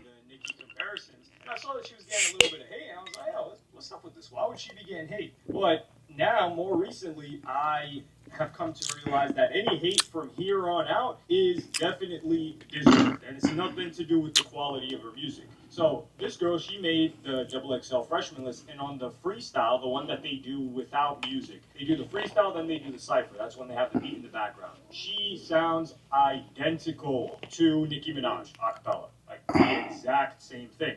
I can't play it for you guys because XXL be going crazy with that. And to be honest, I really don't care about the XXL freshman list. I didn't care this year. I didn't care last year. The only reason I saw it on my feed maybe once or twice. Aren't those NFR podcast guys back? I'd be more interested to see whatever list they've got. Although they did have Uzi outside of the top 100 rappers, or one of them had Uzi out of the top 100 rappers, which, come on, dog, that's criminal. That's criminal. If somebody had Uzi in their top 10, I would understand. And I'll be like, okay, now would Uzi be in my top 10? Maybe in my heart. But if I had to objectively speak on it, no. I think he'd make top 20, though. But the history between this girl and Nicki Minaj. Because obviously, I quote tweet this, and I say the following, which is just obvious to anybody. I said, being a female rapper is like being a white rapper. Every white rapper starts off sounding like Eminem, because he was the only guy in it at that level. What other white rappers were there? I mean, I don't know, Paul Wall, maybe, but Paul Wall didn't come out at the same time as Eminem. And Paul Wall is really down south. You have to be... He couldn't sustain. I don't give a fuck what you say. We're here now. So you had Eminem, and that's really who you learn from. You're like, okay, this guy is kind of like me. I'm going to rap like him. Most female rappers are going to sound like Nicki Minaj.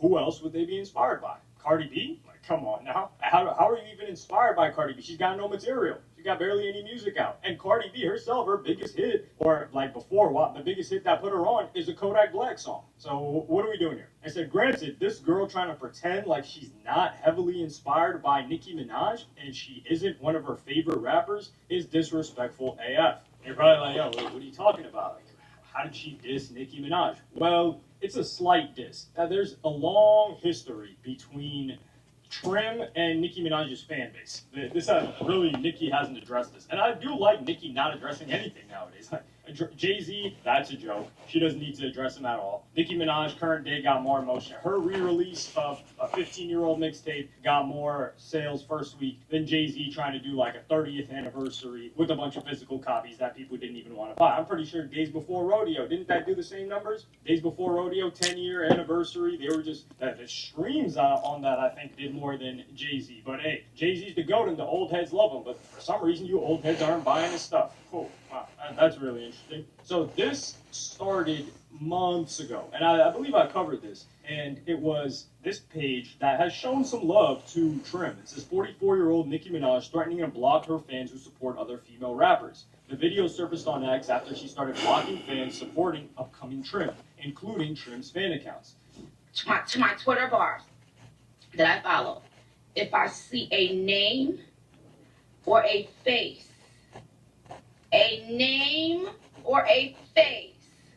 that goes for any name and any face, that's going to make me malfunction like for 2 seconds,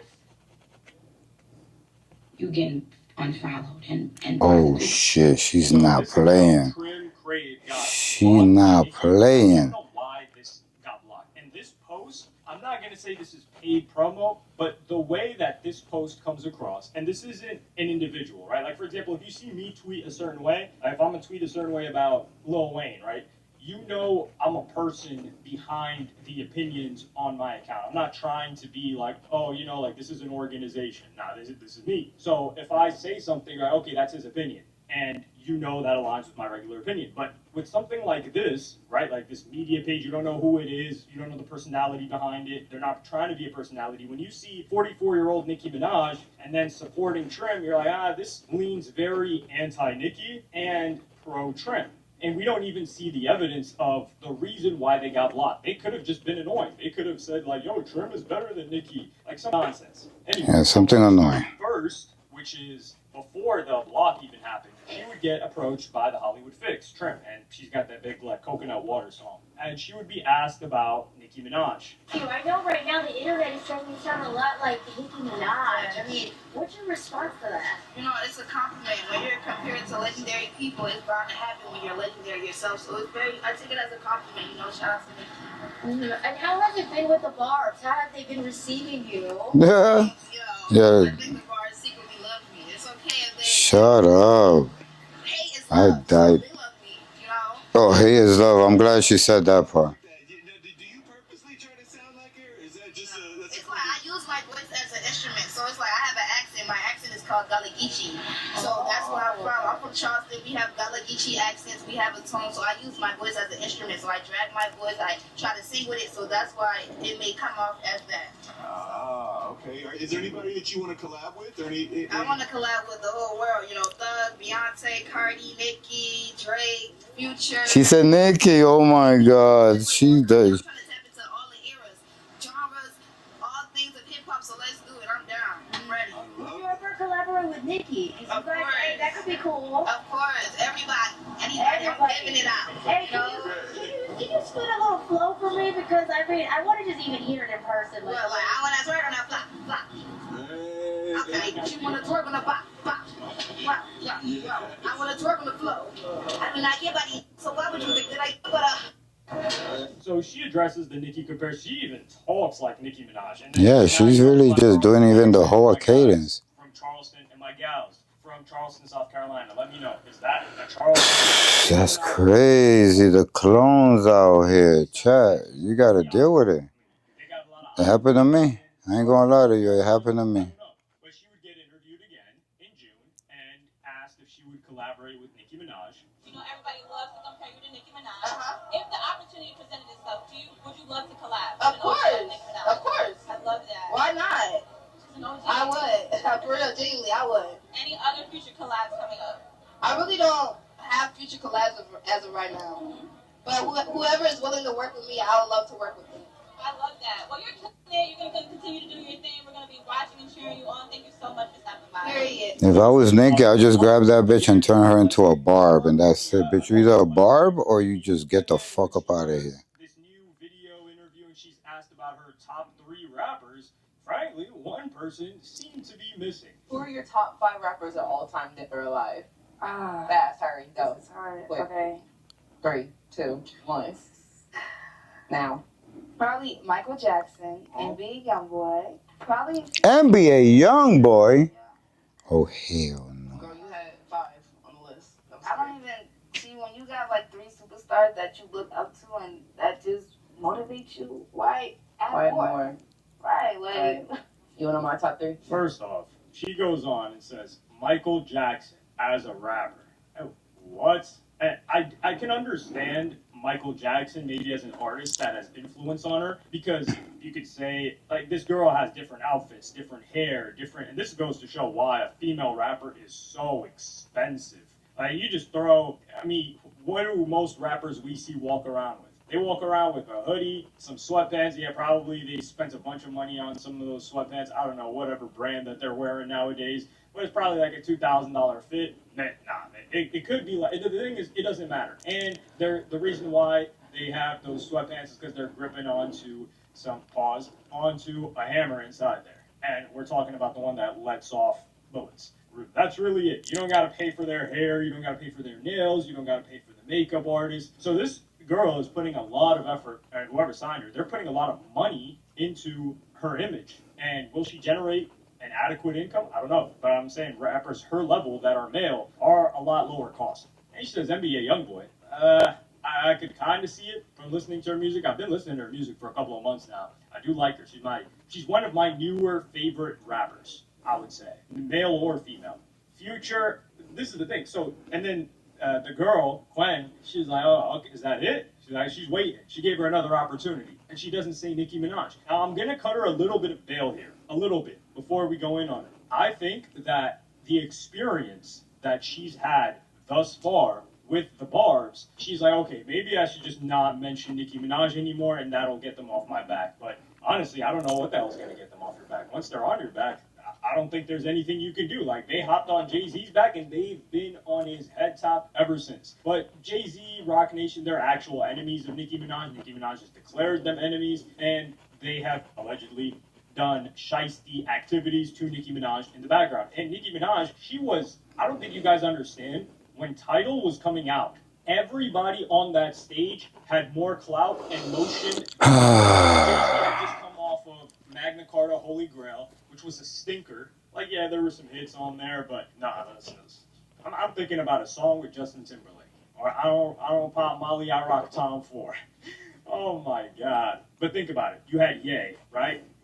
You had Nicki Minaj, right? Come on now. I mean, no, not everybody on that stage, because I think Big Sean was on there too. Now, Big Sean did drop Dark Sky Paradise around that same time, but yeah, the whole like blue thing, Jay-Z used the capital and cultural capital of a Nicki Minaj 2015. Oh man, like get that. Like she was on the same level as a Ye at that time, maybe even a bit bigger. She already had Anaconda, a bunch of controversy of, just a music video and stuff like that. Obviously, they take the concept of Anaconda and they hop on and rip that for WAP. Everything is just ripped from Nicki Minaj. So for this girl, I think that she thought, oh, not mentioning her would be great, but really, like, you're in the queen's court. That's what you got to see it as a female rapper.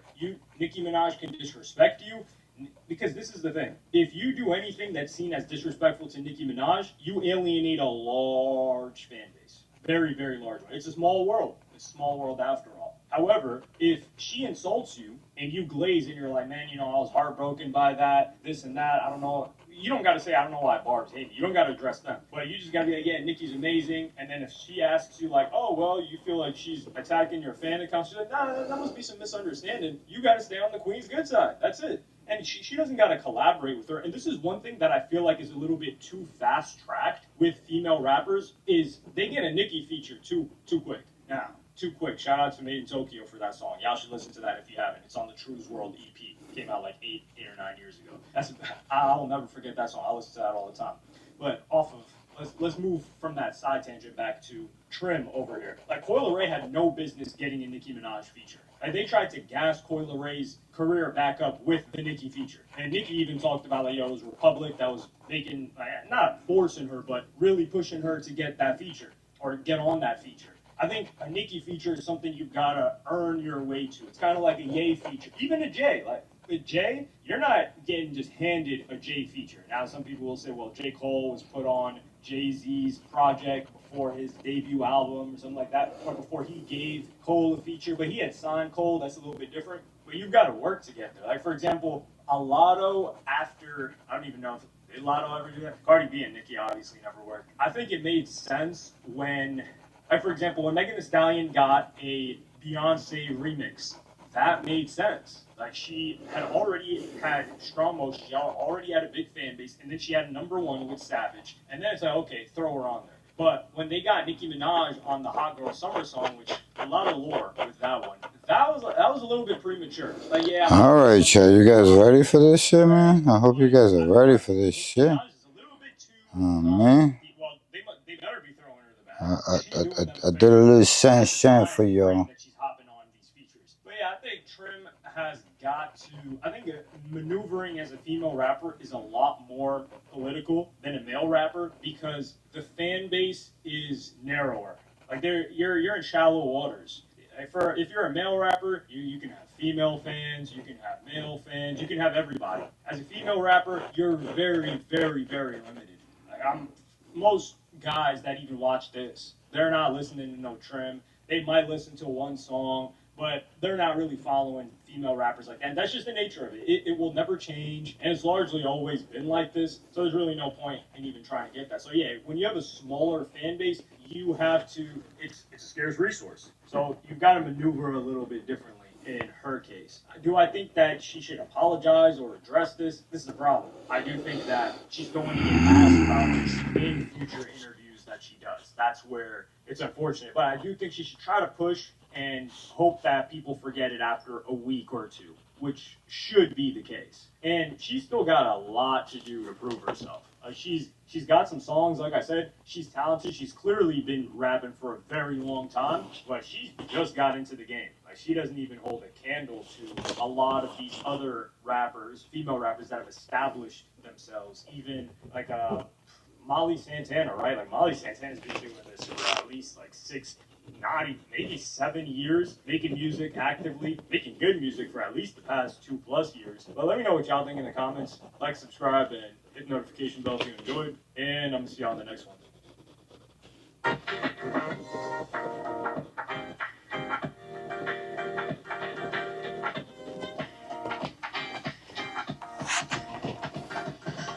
Downloaded it, answered some basic questions, and it saved me from paying $121 a month for car insurance to $57. Click of a button like that. I got that quote. I switched, and I'm now saving $110. $110 a month that I now can spend on my kids. Huge stress reliever off my plate. This is your sign to check out Jerry. You're not going to regret it.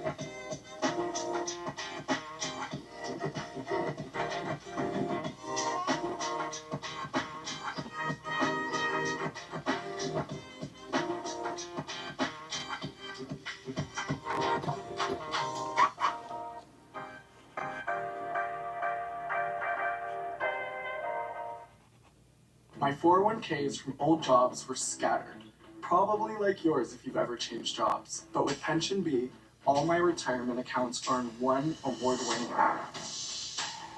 I can see exactly how my account is performing with live progress. Use the retirement calculator to see if I'm on track. And Pension B even helps track down forgotten 401ks with access to over 270,000 employer records. While most rollovers can happen digitally, if you get stuck, you have a real human, we call them beekeepers, to get you unstuck. I'm not just saying this because I work here, I'm a real customer. Download the app, roll over your old 401ks, and get a 1% match into portfolios with SPY and MDY from State Street Investment Management. Pension B. A better way to IRA.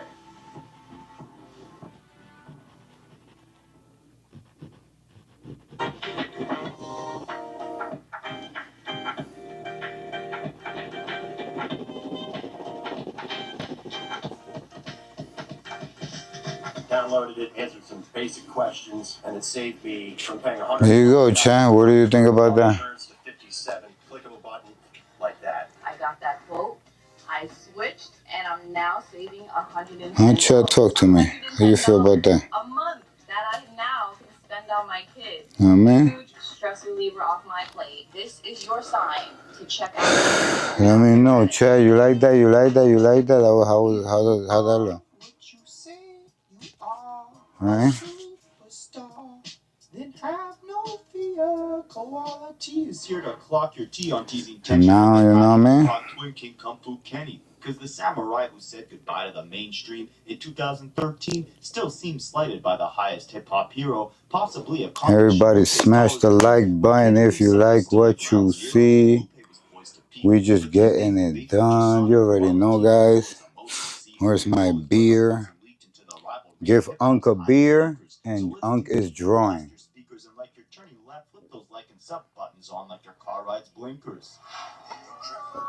If it ain't about the bread, it ain't concerning me. I'm not a journalist. I gotta put us down to Germany. They never heard of this, but I can play without the turbulence. You moving turtlets, let up a beat and try to murder it. I study rapaholics for a living. Now, before we go any further, if you don't know, you need to know. Lupe Fiasco is one of the most talented writers in hip-hop history. And it's not just his music that proves it. Lupe's lyrical ability became so respected that it eventually carried him beyond music and into academia. He became an MLK visiting professor at MIT where he teaches rap theory and practice, an entire university course focused on the underlying structures, principles, writing methods, and creative practice of rap. And Lupe's talents were recognized almost right out the gate. He won a Grammy Award for one of the first singles he ever released, which is unfortunately a song that Lupe claims himself he does not receive any royalties or profits from. It was a track produced by the CEO of Atlantic, forced onto his album, and to this day, he claims he sadly does not get paid for it.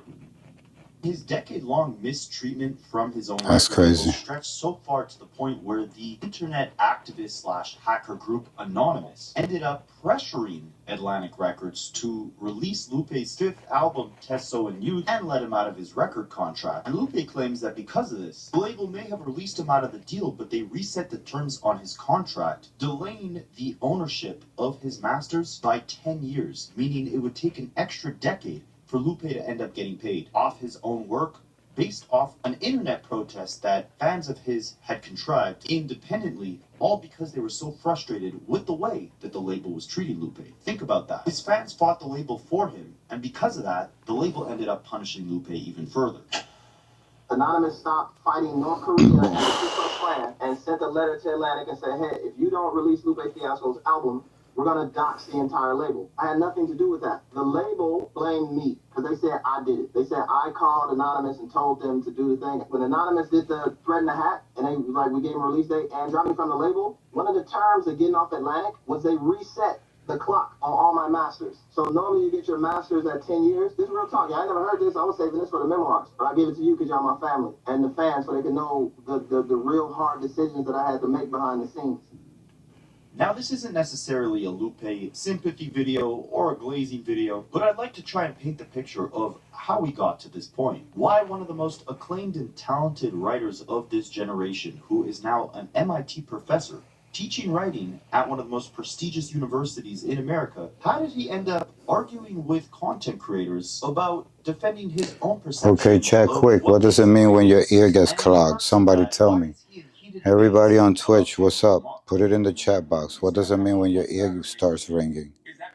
I need to know, I need to know, I need to know. It's ringing right now. And crazy, too. He's a better artist than me. He makes better albums. He has a better team. Chat, put it in the chat box, yo. I'm seeing you, I'm seeing you. What does it mean when your ear starts ringing? No, everything else, for sure. 100%. More personal, better narratives, more feeling, more personal. I don't like to. Guys, follow. If you're not following the channel, please. We're trying to grow the channel. I've only been on Twitch for 6 months. So the thing is, it's comments like this. It's the fact that Lupe has made it almost a yearly tradition to say something about Kendrick Lamar and his artistry that does not necessarily carry the most positive undertone. This has all led many fans to believe Lupe has some form of resentment towards Kendrick Lamar. And if that's the case, why would that be? You see, in my eyes, Lupe Fiasco's career is almost like if Kendrick's career took place in a parallel universe. They were both raised with a very strong father figure, surrounded by violence, but don't kill me for the corniness here. They were both almost raised Oh, shit. Alright, went away. Never mind. Speaking on his childhood, Kendrick has said, when you see kids doing things that the world calls harmful or a threat, it's because they don't know how to deal with their emotions. When you have a father in your life, you do something, and he'll look at you and say, what the F are you doing? Putting you in your place, making you feel this small. That was a privilege for me. Similarly, Lupe grew up surrounded by darkness and violence, but his family's guidance gave him the discipline and clarity to stay grounded and move towards a brighter path. Lupe had said, I grew up in the hood around PR prostitutes, drug dealers, killers, and gangbangers, but I also grew up juxtaposed. On the doorknob outside of our apartment, there was blood from some guy who got shot, but on the inside of the apartment, there was National Geographic magazines and encyclopedias and a little library bookshelf situation. And we didn't have cable, so we didn't have the luxury of being brainwashed by MTV. We watched public television, cooking shows, and stuff like that. And both their personal music tastes early on are kind of interesting as well. Lupe recalls gravitating towards artists like Scarface and 8Ball and MJG, while Kendrick spent his teenage years being infatuated by artists like Tupac and Lil Wayne. I never told Wayne this. Me and J-Rock in the studio with Wayne. That changed my perspective about work ethic. And we took that same intensity in that work ethic and we applied it moving forward.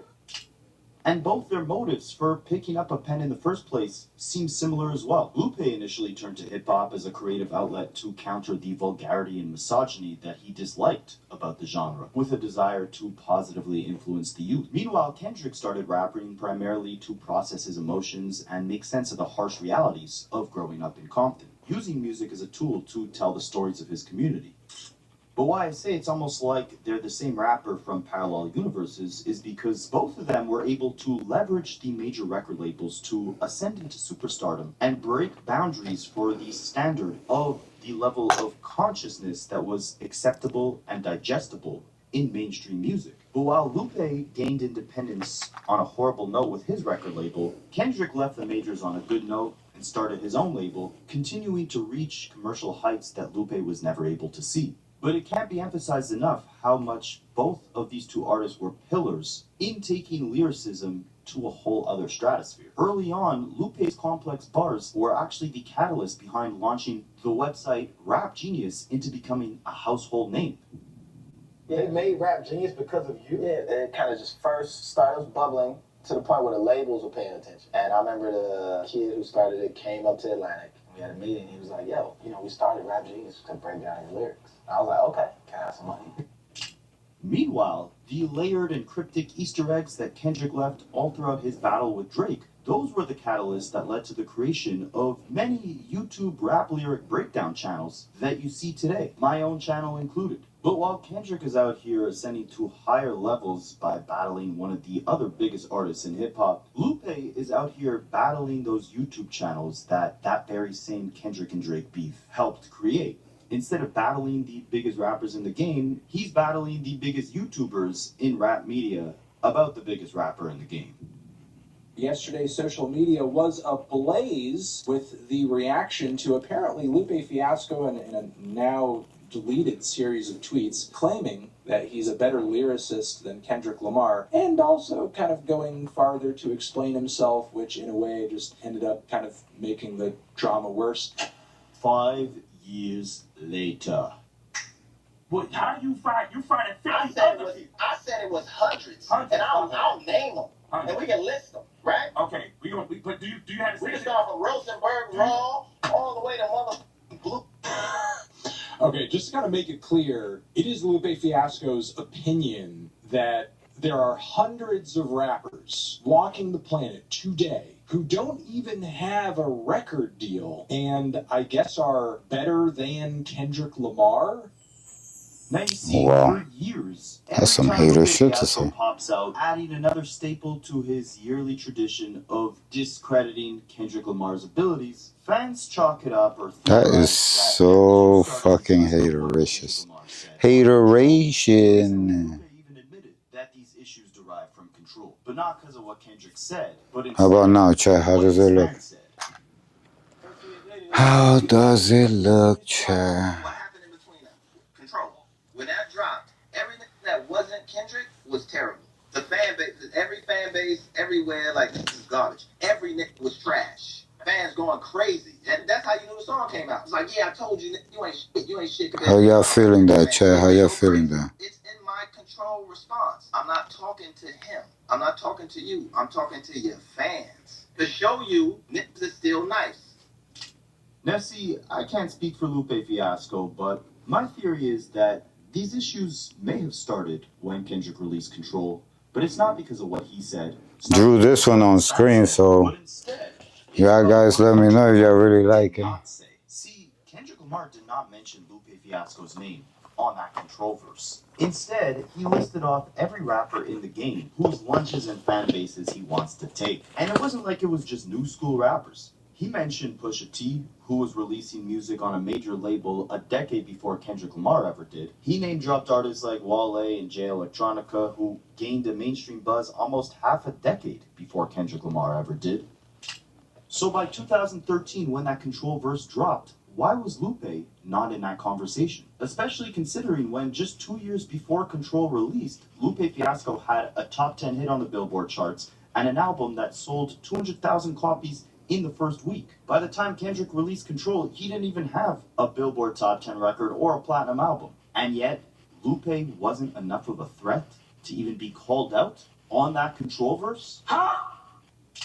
Going back to Lupe and Kendrick having the same career trajectories in parallel universes, it's funny because so many Lupe Fiasco fans are Kendrick Lamar fans. A lot of Lupe's greatest critics are also probably his biggest fans. So when he talks about the fan reaction to that Control verse being the reason why these issues with Kendrick Lamar started in the first place, the irony is that a lot of the quote-unquote Kendrick fans who Lupe points to as being insufferably combative throughout that time period were also probably very big Lupe Fiasco fans as well.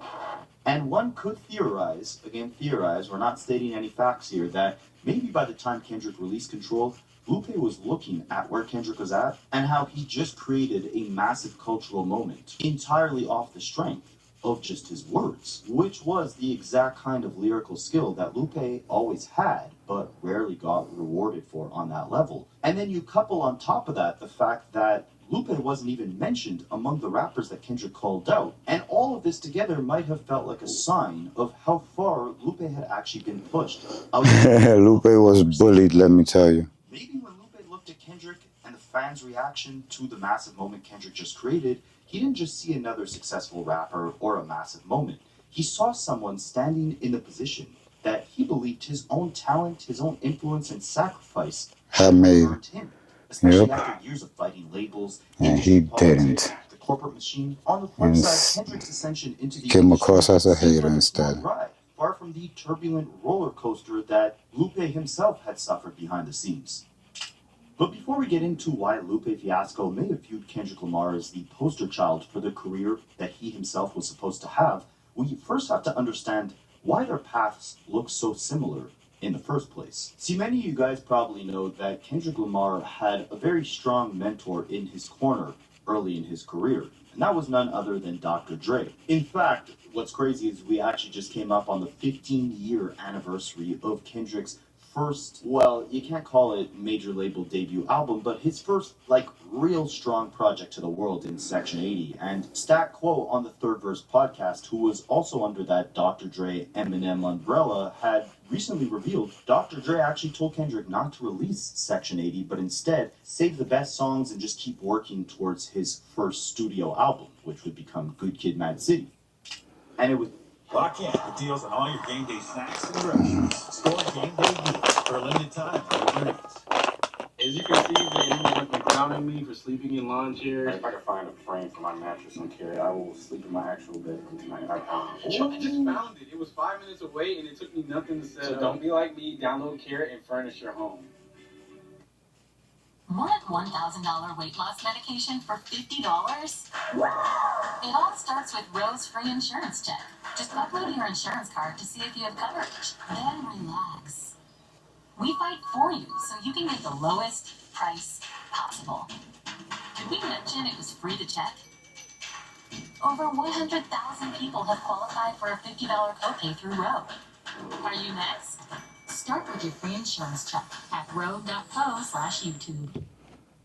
And it was Statco's advice to Top Dog Entertainment that may have potentially led Kendrick to release Section 80 as an independent mixtape initially to avoid being another shelved artist battling the label and instead gain some organic internet buzz before he was ready to drop his debut album.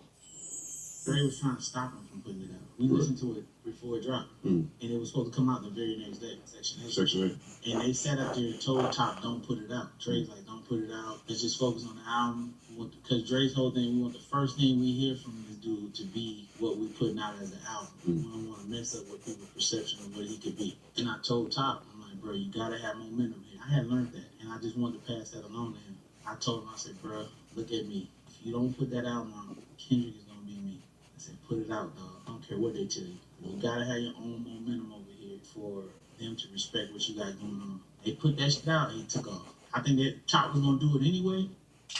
Now, similarly to Kendrick, Lupe Fiasco also came up with a very strong mentor in his corner. Lupe started his career in a group called The Pack, which was signed under Epic Records, and a couple years later he struck a deal as a solo artist under Arista Records. That deal ended up falling apart after L.A. Reid left Arista Records, and around that period while shopping for a new record label, Jay-Z had actually become a major supporter of Lupe Fiasco and was very impressed by his abilities. So much so to the point where Jay actually wanted to sign Lupe to Rockefeller Records, but Lupe ended up turning the offer down to build his own imprint, First and 15th.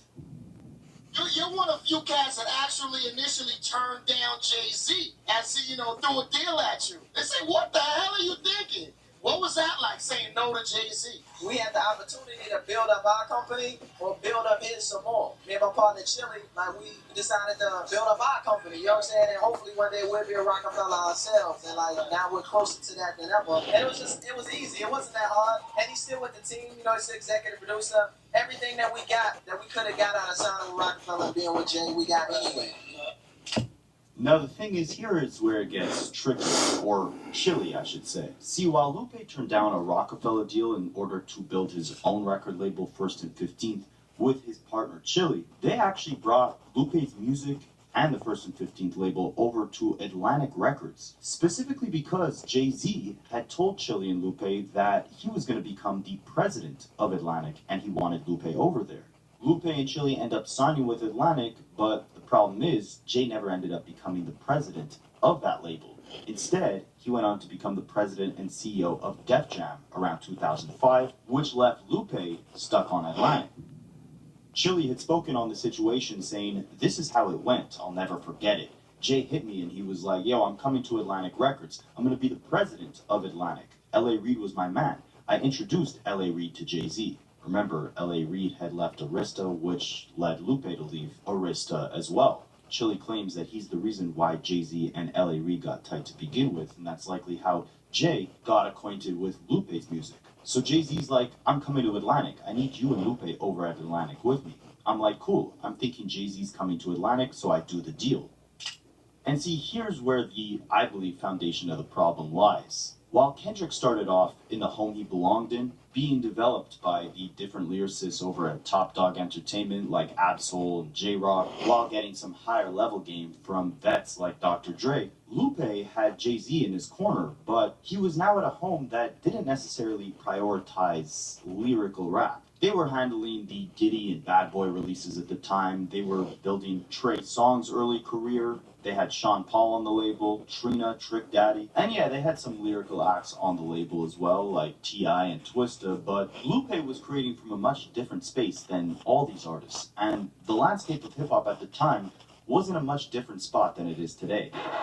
But similar to Lupe, there was another fellow Chicago native who was changing all of that, and ironically, he actually was a rock boy. See, around the time that Lupe had struck that Atlantic deal, Kanye West was in the process of widening the emotional language of mainstream rap, shifting space away from the dominance of street-centered, hyper-masculine narratives and towards a more introspective, vulnerable, self-conscious kind of hip-hop star. So with him being signed to Jay and Jay mentoring Lupe, it made sense that the two Chicago natives teamed up for a collaboration. And this was actually Lupe's big break. He was a feature on one of the singles of Kanye's second album, Late Registration, called Touch the Sky. We never really clicked up tough until maybe Touch the Sky. And that was even through my partner. I didn't even want to do Touch the Sky. Nah, I didn't want to do that. Why didn't you want to do it? Because that wasn't my piece. You know what I'm saying? Like, I'm over here, I don't do that. And my partner was like, nah, you gotta trust me. You gotta do this. And then from there on, we kind of clicked up and, kept it moving up into this day. Lupe continues building his buzz by dropping a couple mixtapes, and things really heat up when he drops his first single, Kick Push, in April of 2006. And allegedly, this was a record that Atlantic Records did not even want to get behind. Lupe's partner Chili ended up putting up $100,000 of his own money to promote the song due to the lack of support from Atlantic Records. The song ends up getting some traction on radio, and the label ends up making calls to slow down that momentum. Why would they do that? Well, according to Lupe, it's because Atlantic wanted full financial control only once they saw the record actually take off. But they needed to buy some time because they were traveling to the Philippines to literally buy the rights to the original song that Kick Push had sampled. So think about that. Your own record label is stopping your momentum from a song that they originally did not believe in, all so that they can go out and buy the original rights to the song that your single had sampled so that they can maintain full financial control. Remember, this is Lupe's first single, so you can see how the frustration with the record label wasn't something that was brewing up. It was there from the beginning. People are like, why would you stop a successful record? Your artist has a record that's moving on radio. Why would you call to stop it? I never quite understood the logic behind this particular part here. This is what Lupe says. It's popping. It's hard to get records placed at radio. It's a lot of competition. 50's right here. Lil Wayne's right here. Such and such right here. Here's the little record that could try to make it through. Why would you do that? Why would the chairman of this public company make that decision so detailed for himself to call this little radio station in Chicago to tell them to stop playing this record before it goes national? Because at the same time that they were doing that, they were flying somebody to the Philippines to find this lady to buy the sample. Put this in your mind, right? You've got a record that's blowing up regionally. It's blowing up in Chicago.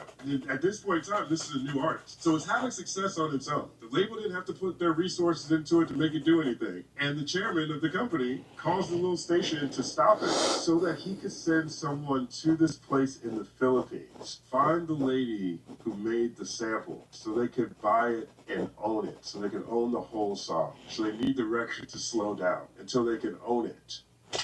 Now, very similarly to how when Dr. Dre and the execs over at Interscope first heard Kendrick Lamar's Section 80, they told him not to release it and instead wait for his major label debut. When Lupe played his debut album, Food and Liquor, for the executives over at Atlantic, they also weren't pleased with his debut album. In an interview with Justin Hunt, Lupe's partner Chili had said, "We played Food and Liquor for Atlantic chairman's Craig Coleman. Craig did not like one record off of Food and Liquor.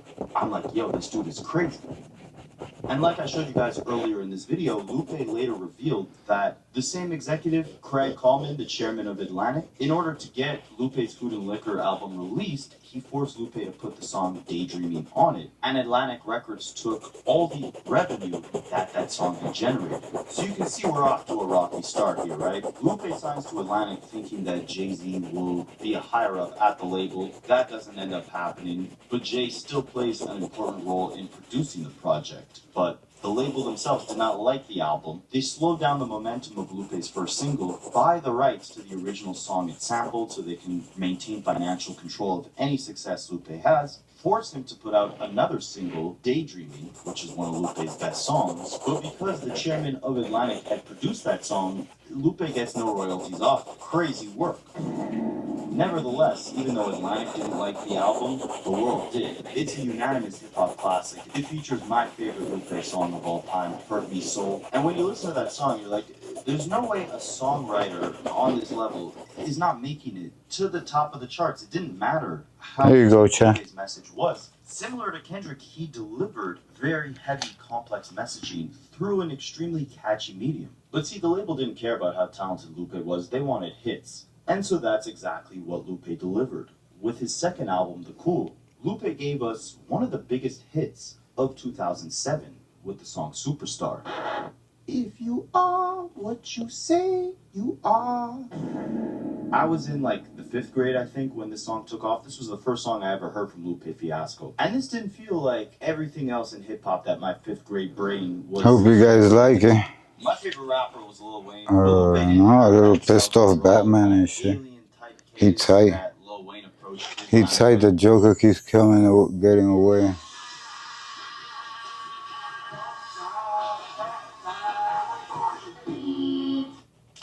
He didn't have that like psychopathic horrorcore element that initially drew me to a lot of Eminem's earlier work. They were playing a lot of Ludacris and T.I. on Canadian radio stations at the time. Lupe was nothing like that. He was nothing like 50 Cent. He was very different from Kanye. Like, I remember having that whole first verse to Superstar memorized. And it was like, you felt like a superstar rapping it, right? Like, trying to catch a microphone check 212. I didn't even know what he was talking about, but that's what I mean, right? Like, he delivered a complex message in a very digestible way. He even actually wrote the hook to that song. And I remember this was the period where I was diving deeper independently into my own journey of hip-hop music, separate from what I'd hear on the radio and see on TV. And for a while, throughout, that 5th, 6th grade, I was kind of wondering in the back of my head, like, where was that guy that made Superstar? Where did the Superstar go? Kanye's out of here with Graduation. Lil Wayne is out of here with Young Money. But you don't hear about Lupe Fiasco as much throughout 2008, 2009. Throughout that time, he starts working on his third album, Lasers. His second one, by the way, Lupe Fiasco's The Cool, amazing project. There's a that canvas. Was a huge success of its own as well. I'm sure people was happy with its performance. So it didn't really make sense. Hope you guys like it. But meanwhile, if y'all like it, put some fire emojis. Or put 333 in the chat so I know that y'all saw it. Yeah. We just did this live on stream. So if you guys like what you saw, drop a 333 on the chat, man. Show love. That it hurt his soul. Well, there may have been a reason for Lupe's absence at that time. He was faced with a lot of adversity. His father ended up passing away. Then one of his friends passed away. Then his partner, Chili, the guy he came into the game with, ends up getting sentenced to 44 years in prison. So after dealing with all these issues and taking his second album out on the road, Lupe ends up finishing recording his third album while on tour, and he submits it to the label. The label ends up rejecting it, saying that it didn't have enough commercial hits. Again, don't forget, he's signed to Atlantic. But this is what I find so fascinating, right? Like I said, the landscape of hip-hop was vastly changing around this time period. The new superstars emerging were nothing like the generation before. And while you started having artists like, Kid Cudi, Kanye, Drake, really fusing both rapping and singing all into one to create their hits, you had a lot of other rappers who, if they weren't too keen on singing, all you had to do was take a pop or R&B singer to do the hook. Have the rapper rap the verses, and this was a formula for a bona fide hit. POV. It's 2010, and your playlist goes like this.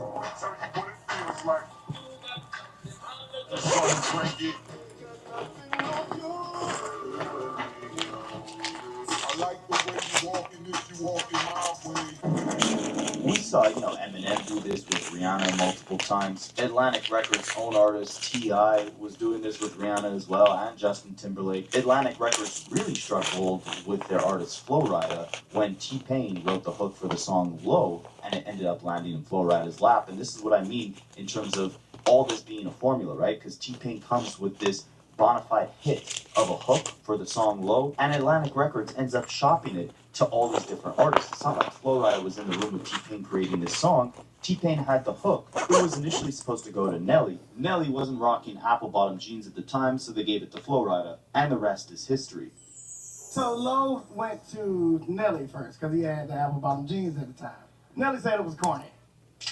All Atlantic Records needed to do, if they wanted Lupe to release an album full of hits, was just find a pop star to sing a hook that was infectious and have Lupe rap the verses. I mean, he wrote the hook to Superstar. Surely he could write another amazing hook that would go on to be a smash. Well, he kept turning in different renditions of his third album. The label kept rejecting it. So eventually they go back to the tried and true formula and try to basically gift Lupe Fiasco a hit of his own. You guys remember B.O.B.? The Flat Earth guy?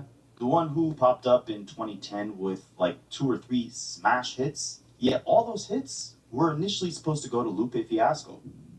First it was the song Nothing on You, where Bruno Mars is singing the hook.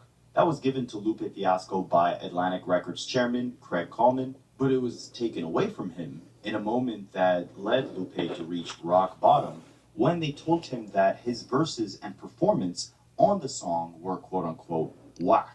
Lupe says that that song ending up going to B.O.B. and becoming a smash hit was the quote-unquote tipping point. It was less about the bruised ego, but more about the audacity of it. It was mentally destructive. I say it with a certain laissez-faire now because I'm past it, but back then, hearing that stuff, it effed me up. I was super depressed, willing to just walk away from it all completely.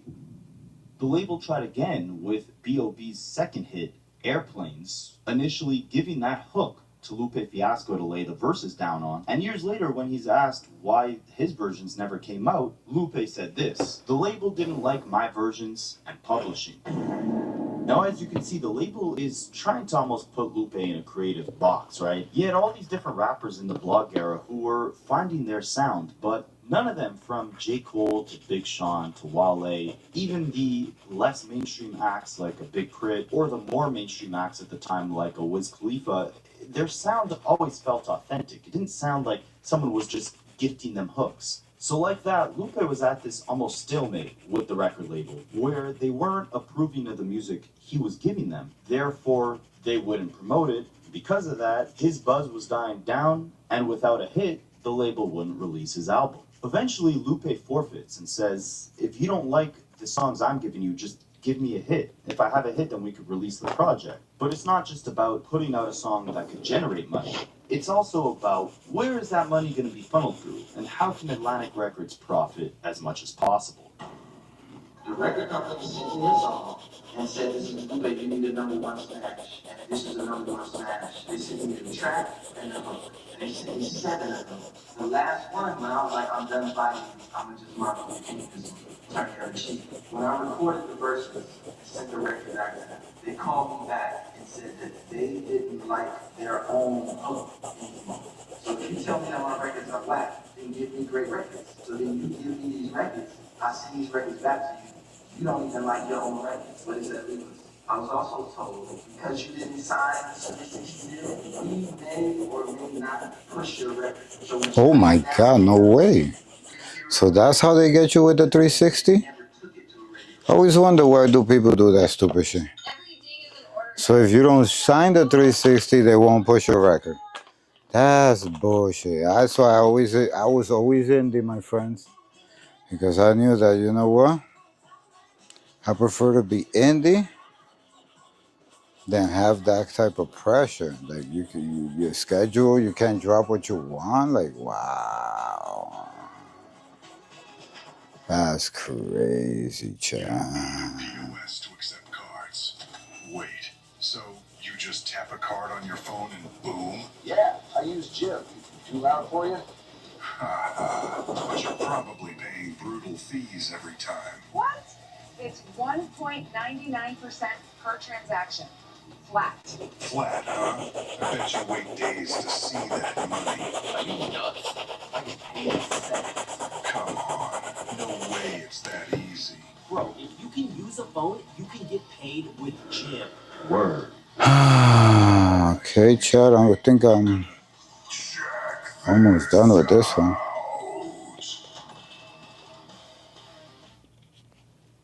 Now, between the constant back and forths Lupe was having with the label and the constant pushbacks of his third albums, his fans ended up drawing a petition trying to force Atlantic Records' hands into releasing the project.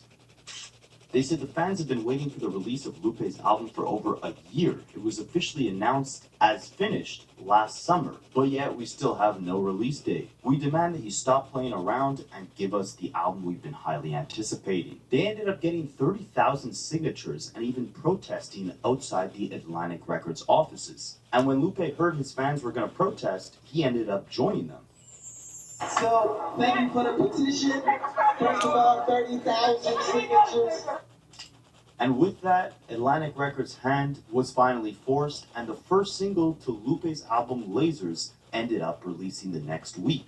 The Show Goes On, and this became Lupe's biggest hit of his career thus far. I really liked this record when it came out. It was all over Canadian radio. It sounded like Lupe picked up exactly where he left off with Superstar. It sounded authentic to him. It did not seem like a forced radio hit. At the time, as like an 8th grader, it still felt like a hit with a message behind it, right? But surprisingly, Lupe actually did not like that record, and even said that he had barely anything to do with the creation of it. Really? There's really nothing to tell about that record, to be honest. I didn't have nothing to do with it. That was the label's record. It wasn't like I knew the producer or knew the writer. That was one of those records the record company gave me. They even gave me the stuff they wanted me to rap about. The president of Atlantic Records came to me and said, "Hey, check this out. I got this song." He played me The Show Goes On for me on an iPod. I was used to it because they presented me like 10 other songs in the same fashion or via email. So for me at that point, it was just another record like, is this the song you want me to do? There was nothing special about it. I was like, you know I still want off of your record label, right? Those were the conversations me and Atlantic Records were having. And that sucks to see, right? Lupe came in the game unique and believing in his art so much that him and Chili put up $100,000 of their own money to push his first single, Kick Push, when the record company didn't believe in it. But at this point, he was so fed up, so burnt out, that he ended up going through 10 different sessions where the label was just sending him these formulaic pop hits, and he was just laying down whatever vocals they wanted with whatever message the record label wanted on those songs, because he was just so desperate to get this album out and get himself out of his contract. But I want to emphasize, it's not like Lupe had zero creative control behind any of the singles or the songs in general off this album. When speaking about the album's second single, Words I Never Said, Lupe had even said that he was presented the hook of the song, and initially it was supposed to be, about a relationship, boyfriend-girlfriend type stuff. It's funny, he calls it like a Drake song or something, but Lupe said, nah, I'm going to talk about world affairs. I've been talking about terrorism since back on Food and Liquor. So this song is not striving to do anything different than what I've been doing since the beginning. All in all, I guess the label's tricks had worked because the album was a massive success. Again, selling 200,000 copies in the first week, one of the highest selling hip-hop albums of 2011. And he had some tough competition back then. I mean, you had Lil Wayne's The Carter 4, Jay-Z and Kanye's Watch the Throne, Drake's album Take Care. So what does Lupe do next? At the height of his commercial success, well, he goes completely anti-mainstream. His next album, Food and Liquor 2, featured some very unconventional singles, but I personally really like the first two singles off this project, Freedom Ain't Free and Be Bad. A disclaimer, disclaimer, Lupe is not using bitch as a lesson, but as a psychological weapon to set your mind and really mess with your conception. Bitch, historically in hip-hop, has been a bad thing. It's been not something to aspire to in that sense. It was a derogatory term. What a duality. The irony is that track was about Lupe's mixed feelings towards the use of the word bitch. And now, years later, one of the bigger points of contention behind Lupe's battle with all these content creators and YouTubers is the fact that he actually publicly called a woman who runs a really dope YouTube channel, Absa Effin Lutely, a bitch, which was very disappointing, but Lupe's a tough guy to understand, I guess, and he definitely wanted to make sure the label did not understand the creative direction he was going with this Food and Liquor 2 project. And also play an important role in the story very shortly, because Lupe actually packaged the album all black. The actual CD was black, and the album cover itself was black. There was nothing on it. The entire album is black. There's no pictures or words in the album. It was more to get, like, can I get the label to do that? You know, can I make that happen? Can I say, hey, I don't want to put anything in the album, and I want to make that happen? And it was like a challenge almost. And I had to go through some legal battles and some wrangling and back and forth, so it wasn't as easy as I thought to put nothing in there. This was like one of the hardest albums that I had to do with putting nothing in.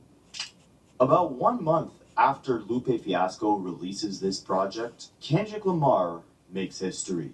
He releases Good Kid, Mad City, his debut album, sells over 200,000 copies in the first week. My favorite album of the 2010s decade. And if you pay attention, there was no compromising or bending a knee to the label when it came to producing any of the hits off that album.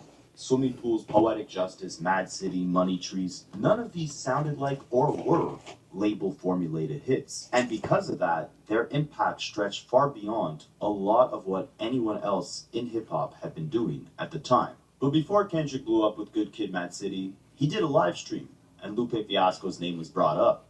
And this is what he had to say about him. We still got Lupe. We talking about Eminem here. Eminem plays on words the best of all time. Punch, yeah, Punch. Tell me everything I'm supposed to be saying, Punch. Lupe fell off. I am still Punch as Lupe fell off. Y'all agree? They killing you, Punch. They say you crazy.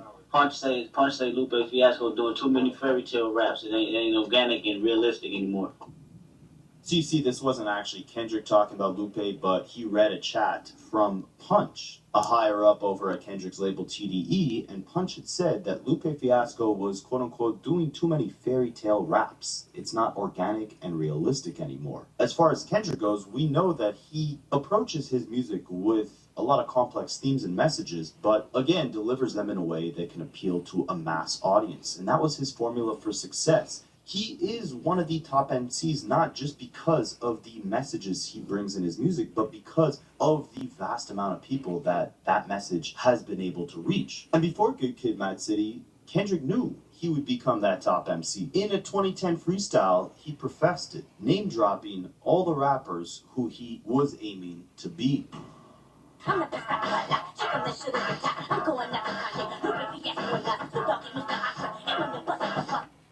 So you notice that the irony is, before Control, the very song that Lupe cites as generating the issues between himself and Kendrick, Kendrick was on a separate freestyle years before, name-dropping a variety of rappers that he wanted to outdo, and Lupe Fiasco at that time had been one of them. In fact, right after Kendrick released Good Kid, Mad City, he actually brought Lupe on stage at one of his shows, citing Lupe as someone who enlightens him.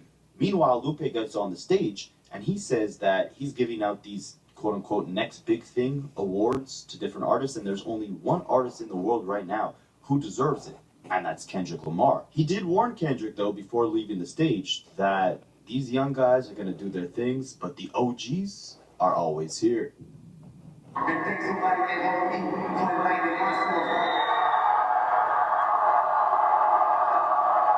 We do what's called the Lupe Fiasco Outstanding Fan Awards, right? So we have one award, right? And that award is called the Next Big Thing Award, right? I can give this award to anybody that I want. Out of the day, there's only one guy that I am a fan of, that I think deserves this award. So the Next Big Thing Award goes to my big homie Kendrick.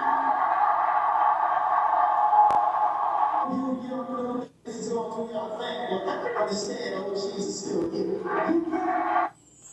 Lupe would even do an interview saying that he's a huge fan of Kendrick. He doesn't necessarily need to collaborate with him, but he loves the entire movement of the new generation, and he's watching what they're doing on the sidelines. You've actually shouted out people like Kendrick and Blue. Did you get a chance to work with any of the younger generation on the album, or is that something that's of interest to you? No, I'm just more audience. It's less me wanting to collaborate and just me just wanting to be a fan. So I show you that to say that I don't even think this whole Lupe Kendrick thing stems from jealousy. Ironically, this is where their careers intersected the most. When Kendrick had just came in the game but reached mainstream success very quickly, What's today's Lupe date? had just reached the height of his mainstream success, Friday the but was 10th. fighting against the label and actively trying to make his way into independence, which could mean leaving the mainstream altogether. I say that to say when Kendrick ends up dropping Control the next year, 5:18 I don't think Lupe was a.m. looking at that like, I wish I had this guy's success. I wish, the entire internet or hip-hop was talking about me the way they're talking about Kendrick. I think he was more so looking at this guy kind of has it easy. He's had a smooth relationship with his record label, which has allowed him full creative control over the bodies of work he's producing, which has allowed him to drop music that I wish I could be producing, and the only reason I can't is because the label has me in these creative constraints. Because of that, Kendrick has seen tons of success, but he's doing it by spreading a very similar message to the one that I'm trying to get across, with the level of complexity that I'm rapping at. He has the internet in a frenzy with this verse he just dropped, a verse I know I can produce. But at this point, I've gone through so much turbulence with the industry that I just don't have the resources or even the energy to do so. Deals don't wait for payday. You can get $25 to $300 in cash advances fast. Download the app and get your deal.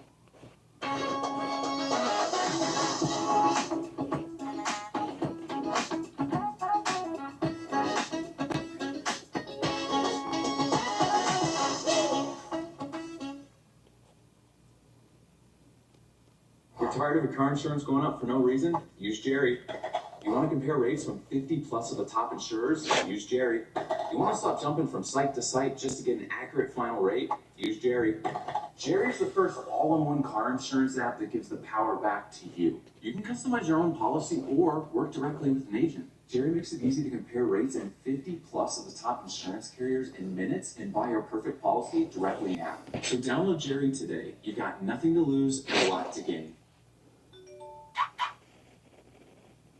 Kendrick was revitalized. He was ready to take on the game. Lupe seemed like he was ready to step out of it. Not because he fell out of love with the craft, but the business of it had hurt him soul, for lack of better terms. But nevertheless, his reaction to Control was sour from the beginning. And if you pay attention to what he said, it really does seem like Lupe is kind of talking about, the fans' reaction to the verse more so than how he feels about Kendrick as an MC. But just like how his frustration with the record labels and the business behind the music left him kind of fed up with music as a whole, his frustrations with the fans' reaction to this Kendrick verse left him frustrated with Kendrick in general. Now, I did a full breakdown on every single rapper's reaction to Kendrick's Control verse, so I'll leave a link to that video in the description of this one. I think that's one of my best videos of all time. But I want to play you guys the part of that video where I This is what it looks like now. Lupe's entire, half a decade-long reaction to this Kendrick Control verse. Because this is where the quote-unquote hating starts brewing its ugly head. So I'll let old Rapaholics take it away. The day after it dropped, he went on a Twitter rampage. He tweeted out, "Dear y'all, y'all know y'all easily impressed. The bar is so low you need a shovel to get at it. Let's address it before it gets out of hand. I really don't want to, but F it. We all rap. Some of us just rap to rap, but others of us rap." I don't know, if you like it, drop it in the comment box. It would be nice to hear somebody say something about it. Rap about rap, but it's just rap. Rappers be like, really? I'll put it to you like this. K-Dot is not a top-tier lyricist to me, and my standards when it comes to punchlines and bars. His overall lyrics are good, his story's phenomenal, but punchline, entendre, lyrically, I don't see it. I've never been destroyed. Also, the only issue that the world thinks I have with K-Dot, and I actually do, is that I think his Control verse was whack and super overhyped to be a verse claiming you are the best rapper. It was very weird. I was told it was just bait, but still, just because they didn't speak to you doesn't mean they didn't speak. K-Dot on par with what I consider top tier doesn't mean they don't have to either, or other folks as well. It's just my opinion. Trust, I'm much harder on myself. My final opinion on rap in public is this. So as you guys can see, I do my own fucking drawings. Nobody, I don't buy them, I don't It's not it's not AI, it's none of that shit. Forever.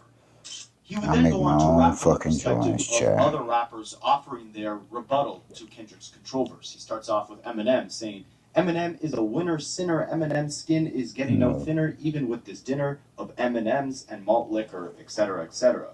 He continues, don't get it confused, I'm really a beast with this. Don't let this MTV XXL popularity contest gas you to think It's otherwise. underneath this. Because if you guys didn't know, in that same year Kendrick dropped Control, he was also named the hottest MC by MTV on their list of hottest MCs of the year. He continues rapping from Kendrick Lamar's perspective, saying, what rhymes with Kendrick hologramming? Hello, Grammys. With no money, all in my image, my extended player had innovators imitating my entrance. Someone asked Lupe about MF Doom. He says, the real king, low-key. Rappers who really rap, no, my pleasure. Sees on Twitter the night after Control, inventing these responses that these other big rappers in the game would have to Kendrick's Control verse, I'm assuming. Now, pause a little bit. As I'm editing and recording this video, I realized there's a little mistake here. So, all those tweets I just read out to you guys, those were on the day after Control dropped. But the initial tweets I read, where Lupe was talking about, you know, everyone thinks I have this problem with the Control verse, and I do because it was whack, it was overhyped, it was a verse claiming you're the best rapper, but it was a whack verse. Those tweets were actually from 2018, 5 years later, because a fan had tweeted out to Lupe saying that Kendrick's song, Look Out for Detox, destroys any Lupe Fiasco tracks. Their little back and forth, it was kind of more one-sided on Lupe's end, but it had spanned for a couple of years. It didn't escalate crazy or anything, but there were little things like Lupe Fiasco having an all-black album cover for his 2012 album, Food and Liquor 2, and then 5 years later, Kendrick Lamar released the single All the Stars with SZA, and the album cover for that song was also just an all-black square. Lupe had tweeted out that that's a little too close for comfort, implying Kendrick was biting him. At the time, right after the Control verse, Lupe did actually drop a response record titled SLR2. After that whole tweeting spree, Lupe released this song just 2 days after Control came out on August 14th, 2013. He rapped, my left foot is in LA, but my right foot is in Spain. That's obviously a reference to Kendrick's hometown of LA, but he's also saying that he's international with it, right? His music is making an impact overseas, out in Spain. And remember the era we're in, right? This is just less than a year after Kendrick Lamar released Good Kid, Mad City. He hadn't really had that massive global impact just yet. Meanwhile, Lupe Fiasco was already 4 or 5 albums deep. He had worldwide hits, tours, etc. He's claiming that he's reaching Kendrick Lamar's home turf of LA, but also spanning far and wide beyond the reach that Kendrick Lamar has had at that point in time. He continues rapping. Now, we all heard what he said, but what he said means we dead, and that stuff is insane. He's so crazy. Look at that little baby. Again, Kendrick was really just one major album into his career. So all these guys, Jay Electronica, Lupe, they're trying to son Kendrick, right? Jay Elec literally calling Kendrick his son, Lupe calling him a baby. And Lupe emphasizes Kendrick is nowhere near the level he compares himself to, rapping, my guy, you're not Nas, you're not Jay, you will respect me, you will reject me. But I've done so much, no matter how far you go, you will reflect me.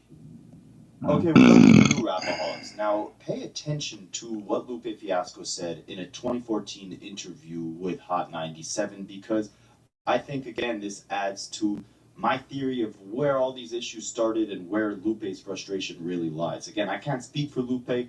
These are just my theories. I was been fan Kendrick. I'm not a nut hugger like you, but I point out the best. Not the best. Stop that. He dropped the best album of the last decade. Here we go. What am I talking about? My passion for Kendrick. Why would I be talking about that? Not to me, the whole team But you still take exception with Kendrick being the best. Oh, no. Lyrically, no. To me, I cry by myself, lay by myself. So on some lyrics, which I listen to lyrics. Of the young MCs, I think lyrically, this Kid Logic over Kendrick. Cause motherfuckers must have thought that I could only do this shit with digital shit. Like, my nigga, before there were iPads and all that bullshit, I was already doing that. Motherfuckers need AI to catch up to me. You need AI to catch up to me, nigga. Fuck out of here. But it's true. And Chad, this is a big ass fucking canvas. I started buying big canvases because fuck it. she's creating a bar. How many rappers who are legends?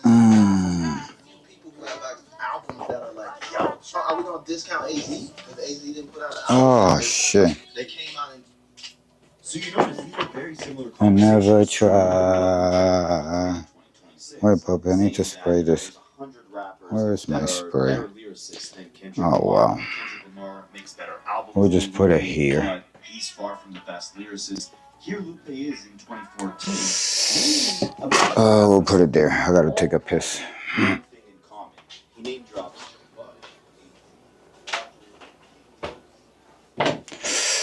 Fuck.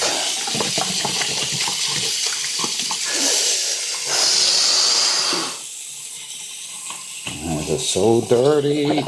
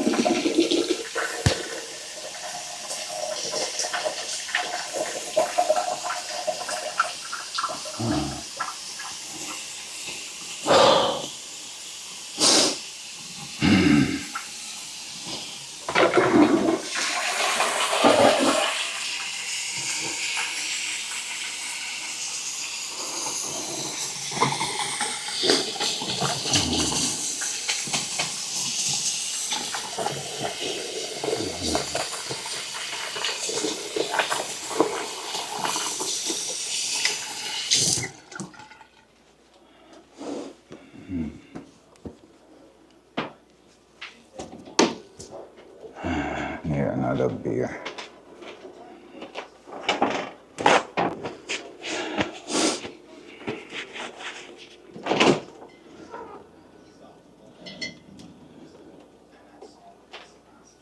Oh, today we're celebrating, chat. That's the cool shit.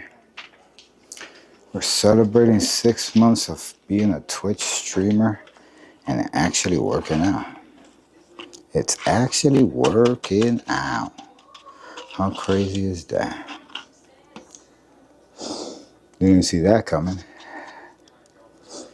People always put me down so much. I didn't think it would work. I mean, I was struggling on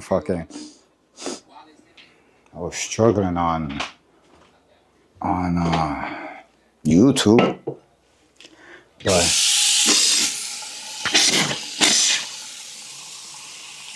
my sister always said,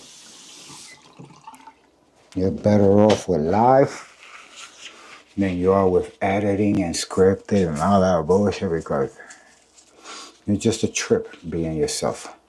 But when you try to narrate it and dictate it and refine it, I mean, it doesn't work out. Go ahead, puppy. So that's why you see that I'm better with the lives. Clio's cash advance has got you covered, so you can have a hot, hot summer. With Clio, there's flexible repayment options, no interest, no credit checks.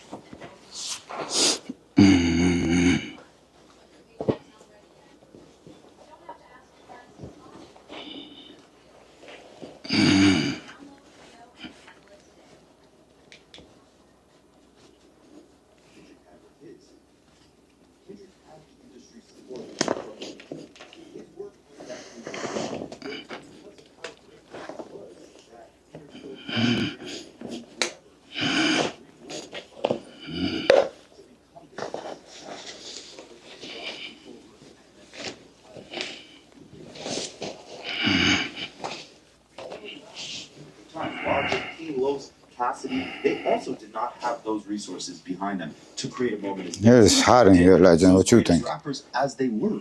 They didn't have those cult-like fan bases behind them to where they could generate absolutely. Oh no, that's too much. Let's put that 74. They dropped the verse like Control, and ultimately, I think that's what Lupe was. Come, puppy. It was that Kendrick had the backing to be able to create moments like that, and Lupe did not. And it ended up becoming a situation of misdirected hate, where it was like, I hate my record label, looking at you, and we're one and the same, but you got everything that I don't have from this industry. But if Oh yeah, my beer. I'd be able to do everything you're doing. And don't get me wrong, I don't think that's necessarily true, right? Like, it takes a certain level of artistry to create something like I don't know, I still feel like drawing. Kendrick's catalog. I don't know I why. think there's a reason behind why I still feel like drawing. podcasts and the conversations are supposed to center around why he believes Kendrick Lamar is not a top 100 lyricist, or, you know, the qualities or the components, the variables of what actually makes a great lyricist. The conversation. Maybe I should do one of my flat canvases. No, Legend. Don't like that. Do one of my flat canvases. I cry by myself.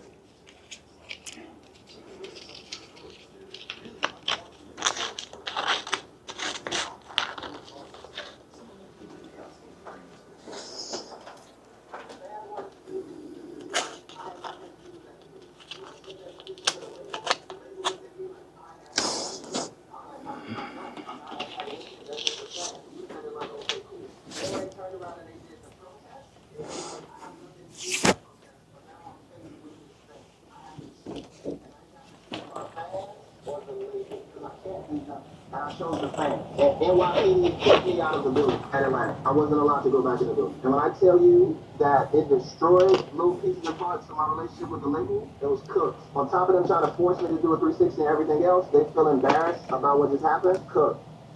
2014, when I couldn't get a release date for Tattoo on You. The homies Anonymous, that's my homies, when the word kind of got out that Lupe, they were playing with people's release dates, Anonymous stopped fighting North Korea and the Ku Klux Klan and sent a letter to Atlantic and said, hey, if you don't release Lupe Fiasco's album, we're going to dox the entire label. And nothing to do with that. Oh, shit. Blame me, because they said I did it. When Anonymous did the threaten to hack, hey, like we gave him a release date and Johnny from the label, one of the terms of being off Atlantic was they reset the clock on all my masters. So normally you get your masters at 10 years. This is real talking. I never heard this. I was saving this for the memoirs. He said I was saving this for the memoirs. Is Kendrick a top 100 lyricist? What does it even mean to be a lyricist? I'm not a lyricist myself. I just write these. Well, I'm a lyricist, so I know what it feels like to be a lyricist. To give a concrete answer to something like that. But I mean, the literal Merriam-Webster definition of a lyricist is someone who writes lyrics, right? And in this case, we're talking about writing lyrics to a rap song. And of course, that can be judged in multiple areas: wordplay, storytelling, delivery, emotion, originality, songwriting. Impact is not just about the complexity, but it's about the connectivity. So when Lupe says Kendrick makes better albums than him, but he isn't a better lyricist, it almost feels like a cop-out, because what makes Kendrick albums great are the way that the songs are written and constructed, right? That's also why Lupe stood out to me in 5th grade when I first heard Superstar, because his voice, the writing, the character behind the song felt different than anything else I was hearing on the radio. But me hearing these songs on the radio would lead me into digging on my own journey, becoming enthralled with the lyricism that Wayne embodied on mixtapes like The Drought 3. High energy, punchline heavy, constant flow switch-ups. These were a lot of the same elements that I'd fall in love with Biggie's lyricism. But what drew me to their music was completely different than what drew me to someone like Tupac's lyricism. That was someone I felt like I had to sit back and actually pay attention to what he was saying rather than how he was saying it, or just casually listening and being whipped in the face with a crazy punchline or a crazy bar, right? That wasn't necessarily the aspect that Tupac excelled at lyrically. It was more his storytelling, for me at least. But again, I'm not a rapper, and speaking of Tupac and Biggie, I think Daylight, an actual rapper with real authority to give a concrete opinion on something like this, summed it up perfectly. In regards to the conversation of Tupac versus Biggie and the idea of who's better lyrically, I've noticed a lot of the comments say that Biggie is the better lyricist while Pac is the better artist, which leads me to one more question. If the overall goal in hip-hop is to be understood by the mass and make records that appeal and connect to the mass, what is the point of being an extremely technical lyricist? And I think after this 13-year-long debate stemming from that controversy, Lupe Fiasco can offer a really constructive answer to this question. But I'm sure you guys can as well. So let me know what you guys think, and I'll catch you in the next one. I study rapaholics for a living.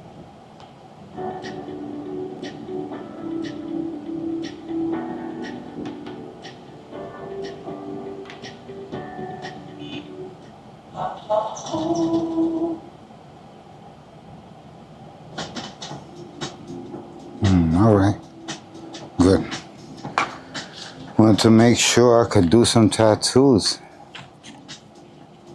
Where is That verse was, he's giving people like moments. That verse was a moment to talk about. Are you listening to it now? Okay.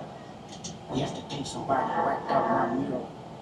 I kind of lost like a little respect for the sentiment of the verse. If it's really for everybody, then it needs to be for everybody. It just can't be halfway for the sake of the people. It used to be bitter, but now it's poor. It's everybody. Lawbreeze and Gentlegrams, these songs structurally swole bowl of bars that poke holes in hip-hop's hungriest stars. Scarred some and outbarred by none, a verse that vertically aligned. Plenty penmen in their prime, but left some songwriters salty and crying. Divine that lengthy lines of rhymes could catapult the king to climb the line of lyricists at the tip-top. To this day, that control verse still vexed and affects hip-hop. So in this pot of clip shot, I've cooked the most cooked to classic reaction to the drastic verse that shook the game. So punch to the like and subscribe buttons like a vein as we aim to go through every rapper's reaction when King Kung Fu Kenny called out their name. I study King Kung Fu Kenny for a living. Now, Lawbreeze and Gentlegrams, every once in a while, hip-hop just stops. The beat keeps playing, but the whole culture just freezes. Because somebody said something so bold, so unexpected, that it shakes everything we thought we knew about the game. Spicy. And on a dark evening of August in 2013, that somebody was Kendrick Lamar. Names were dropped, egos were tested, and suddenly the entire rap world had to decide. Are you competition or are you comfortable? Years later, Kendrick Lamar would reflect on some comments Jay-Z had about this moment that Kenny created. Hood politics, Kendrick raps. I resolved inside that private hall sitting down with Jay. He said, it's funny how one verse can F up the game. And man, that was not just a compliment, it was a prophecy. Because here we are a decade later, not just still talking about that verse, but still feeling its aftershocks. Think about that for a second. Have you ever seen a single verse echo through hip-hop for over 10 years straight? This wasn't just music. This was a moment that split time in half. Before Control and after. The crazy part is that Kendrick himself didn't know when he was recording that verse the type of impact and shake-up it would leave on the game. It was only after he saw the reaction from his peers and fans alike that he realized hip-hop hadn't been shaken up in a long time. Did you know when you went in just to do that verse, that it would take and it would have this kind of impact on music? I didn't know until after you see the hooray and hoorah about the fact that hip-hop hasn't been shaken up in a long time. So before we get into the shakeup that this verse caused, let's understand Kendrick's intention behind recording the verse in the first place. And there's not something deeper layered to unpack here. Kendrick really just recorded the verse with the intention of having fun. You know, when I went and did the verse, I thought I was just having fun. But I see how the world took it and flipped the media. I realized, okay, it has been 10, 15 years before there's been some type of shaking up in the game. I think hip-hop is a sport, so you're going to have these little spits and spats. And it's all good because, personally, I respect these dudes as people. But in fact, after Kendrick Lamar laid the verse down, he realized there might be some repercussions. And according to TDE Punch, his first intention was to scrap the verse completely. But Punch told him to keep it in the spirit of competition. He sent me the song. He was like, yo, what you think? Oh, it's perfect. And he told me, he was like, you wanted to give Sean another verse. But Sean was like, nah, keep that competitive MCs though. Now, it's important to note this verse had a ripple effect for two main reasons. Number one, of course, the slew of rappers that Kendrick mentioned as his contemporaries or his peers, declaring that he wanted to eradicate all the competition, they all had something to say about it. And everyone who wasn't mentioned in the verse, felt like they should have been, also had a reaction to it. I'm not joking when I say that 95% of hip-hop had a response to this verse in one way or another, and we'll break them all down. And we'll place them into 6 categories. You got the comedians, those are the rappers that poked fun at the entire situation. Then you got the co-signers. Those are the guys that understood the competitive spirit behind the verse and backed up the intention completely. Then you got the haters, whether it's rappers who felt like they should have been mentioned, who felt like Kendrick was placing himself at too high of a pedestal that he didn't deserve at that point in his career, or maybe they were mad for being mentioned in the verse, or maybe they were mad because they weren't mentioned in the verse and they felt like they were worthy competition and should have been looked at as such. Then you got the responders. These are the rappers I back the most because these are the guys who actually got back in the booth, understood the assignment, and expressed their opinion on what Kendrick had said in that verse with a verse of their own. Then you got the confused. This is a collection of rappers who maybe either didn't understand Kendrick's intention with the verse. Was it love? Was it hate? Was he really trying to kill them? Or was he giving props? And these confused rappers, they weren't necessarily hating on what Kendrick did with Control, but in one way or another, they were confused. And then finally, we got the clown show. You could probably guess which rapper created a clown show reaction to Control, but you'll see that later in this video. Because like I mentioned, it wasn't just the fact that Kendrick called out a slew of rappers by name on this verse that had people pissed. It was also the fact that he declared himself the king of New York. More specifically, he raps, "I'm Machiavelli's offspring. I'm the king of New York, king of the coast. One hand, I juggle them both." Ah! This had New York in a frenzy. What made a kid from Compton, with 2 albums under their belt, feel like he was worthy of declaring himself the king of the Mecca of hip-hop, a coast he was not from? Well, TP Punch had clarified that what Kendrick was implying here is that he was both Biggie and Tupac. Biggie, of course, being the king of the East Coast, Tupac being the king of the West. Kendrick raps, "I'm Machiavelli's offspring." Machiavelli was, of course, Tupac's alias. He then follows it up by saying, "I'm the king of New York." Biggie was widely regarded as the king of New York, but he follows it up afterwards saying, "King of the coast. One hand, I juggle them both. I embody both Pac and Biggie." The king of New York bar. What does it mean? He was saying it was Pac and Biggie. He said, "I'm the king of New York and the king of the coast." It's like the West Coast. One hand, juggle them both.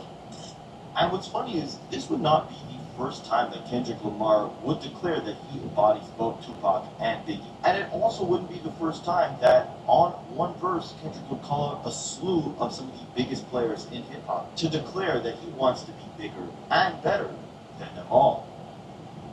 On his Monster freestyle way back in 2010, Kendrick not only declared that he is both Biggie and Tupac by rapping, "B, I think I'm Tupac, B, I think I'm B.I.G., B, I think I'm Eazy-E, I'm Big L, I'm OBD, and OMG, I might OD, yeah, that'd be my new tape, that's appreciation tape, thanks for knowing that I'm great." Kendrick would also call out all of the best rappers alive at the time, saying, "I'm the best rapper alive. Tell Lil Wayne to swallow his pride." And that line aged amazingly, considering the sequence of events that happened down in 2024. But Kendrick continued, "I'm the best rapper alive. Jigga Man should have retired. I'm going after Kanye, Lupe Fiasco, and Nas, Snoop Dogg, and Mr. Andre, Eminem, bust a rhyme. Y'all better not bust no more rhymes. I'ma start busting your ASS. I studied ASS. So really, Kendrick's Control verse followed the blueprint of his Monster freestyle from 3 years prior. Call out your competition by name on wax, declaring yourself the better MC, and comparing yourself to 2 ghosts that you're trying to chase, Tupac and B.I.G. But this Control verse was different, right? This came less than a year after Kendrick shook the game up with his debut studio album, Good Kid, Mad City. Just like that Control verse leaving an unprecedented mark on hip-hop, Good Kid, Mad City was the first time in a long time where we felt like we heard an undisputed classic right off the rip. It was a breath of fresh air within the genre as it reintroduced the art of storytelling, merged with cohesive sequencing, capturing the sound and the essence of the West Coast, while creating several generational cultural anthems in Mad City, Money Trees, and a lot more. But that was just one album, and this Control verse came out just 10 months after that album. So what gave a rapper the confidence who had accomplished, at the time, from a quantity perspective, not even half of what a lot of the peers he called out by name on this verse already had? Why would he think it's a wise idea to go at them and declare himself the best rapper alive? And how are we still feeling the ripple effects of those declarations 10 plus years later? Well, in order to understand that, we gotta understand the reaction that this verse initially got from the game.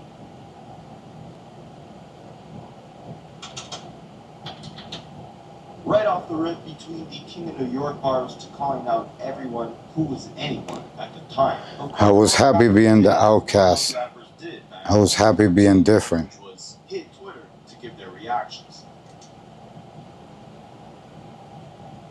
As you can see, LeBron loved the verse, tagging it as real hip-hop at its best. Talib Kweli questioned the skill set of New York rappers, asking if they're ready to stop rapping like they're from the South yet. Tyga, a West Coast native who was not mentioned on the verse, said that the verse inspired him to get back in the booth and stop rapping like the money went to his head. As you can see, it also inspired East Coast natives like Fabulous or Joe Budden to get back in the booth. These were the immediate reactions to the verse on the night that it dropped. But we gotta take a look at one rapper who brought humor to the entire situation, and that was the comedian. Mac Miller, the only legend who was actually mentioned in the verse, who brought a unique little angle to his reaction to Kendrick Lamar calling him out. So just to recap your memory, before calling out all these different rappers by name on the verse, Kendrick raps, "I'm usually homeboys with the same guys I'm rhyming with, but this is hip-hop, and those guys should know what time it is." And that goes for, and then he lists off all the rappers who he deems are his biggest competition back in 2013. Earlier in the verse, he puts himself amongst the greats. He says, who's the best MC? Kendrick, Jigga, Jay-Z, and Nas, Eminem, Andre 3000. The rest of y'all, new guys are just new guys, don't get involved. But then he names all those new guys, right? Jermaine Cole, aka J. Cole, Big Crit, Wale, Pusha T, Meek Mill, A$AP Rocky, Drake, Big Sean, Jay Electronica, Tyler, and Mac Miller.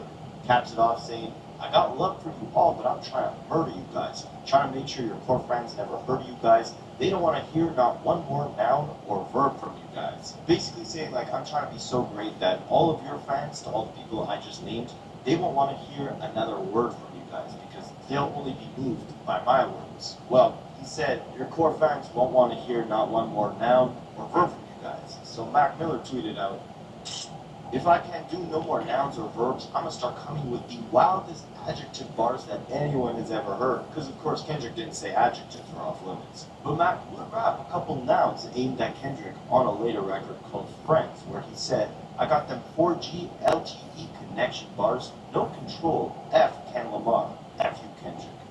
No control, Ken Lamar, Kendrick. Now again, these bars were all in good fun. This was an obvious joke, right? And Mac Miller later said in an interview that he thought it was cool that Kendrick mentioned him on the verse.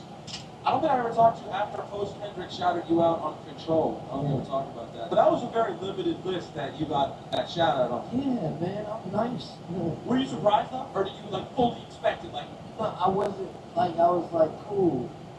Another rapper who was a comedian about the entire thing was Riff Raff, who had some bars of his own that he didn't put in a song, but instead put them on Twitter, tweeting out on the night that the verse dropped, rapping, Kendrick winning, I'm diamond grinning, we both records spinning, he told me he'd get in on my Neon Icon album while he was swanging through Finland. Now, can someone reply in the comments, what the hell happened to Jody Hyrule, aka Riff Raff? I don't think it was that Control verse that sent him off, but I haven't heard from him in ages. Royce the 5'9" was also kind of a comedian about the whole thing, tweeting out, and they say lyrics ain't in style, either D. And Dr. Dre was also kind of a comedian about it. And these were all pretty much cosigns for the most part, with a little comedic edge, right? But there were a slew of rappers who were not funny about the fact that they really loved what Kendrick Lamar did here. And these are the cosigners.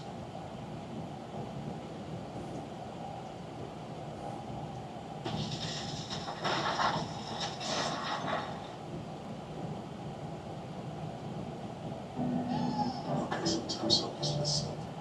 Sometimes it's the first thing that shows it's happening. Finding her. She's still her. With shit. It's shot the same day in the same way. No one is ordinary. It's just like a very cool way to prototype extremely quickly. If I go here in Figma, I just have this design here that I put together. What are we hearing? I can copy like the selection. And I can go to just paste it. Use the Figma skill to implement the automations page in my app. It was like 90% of the way there.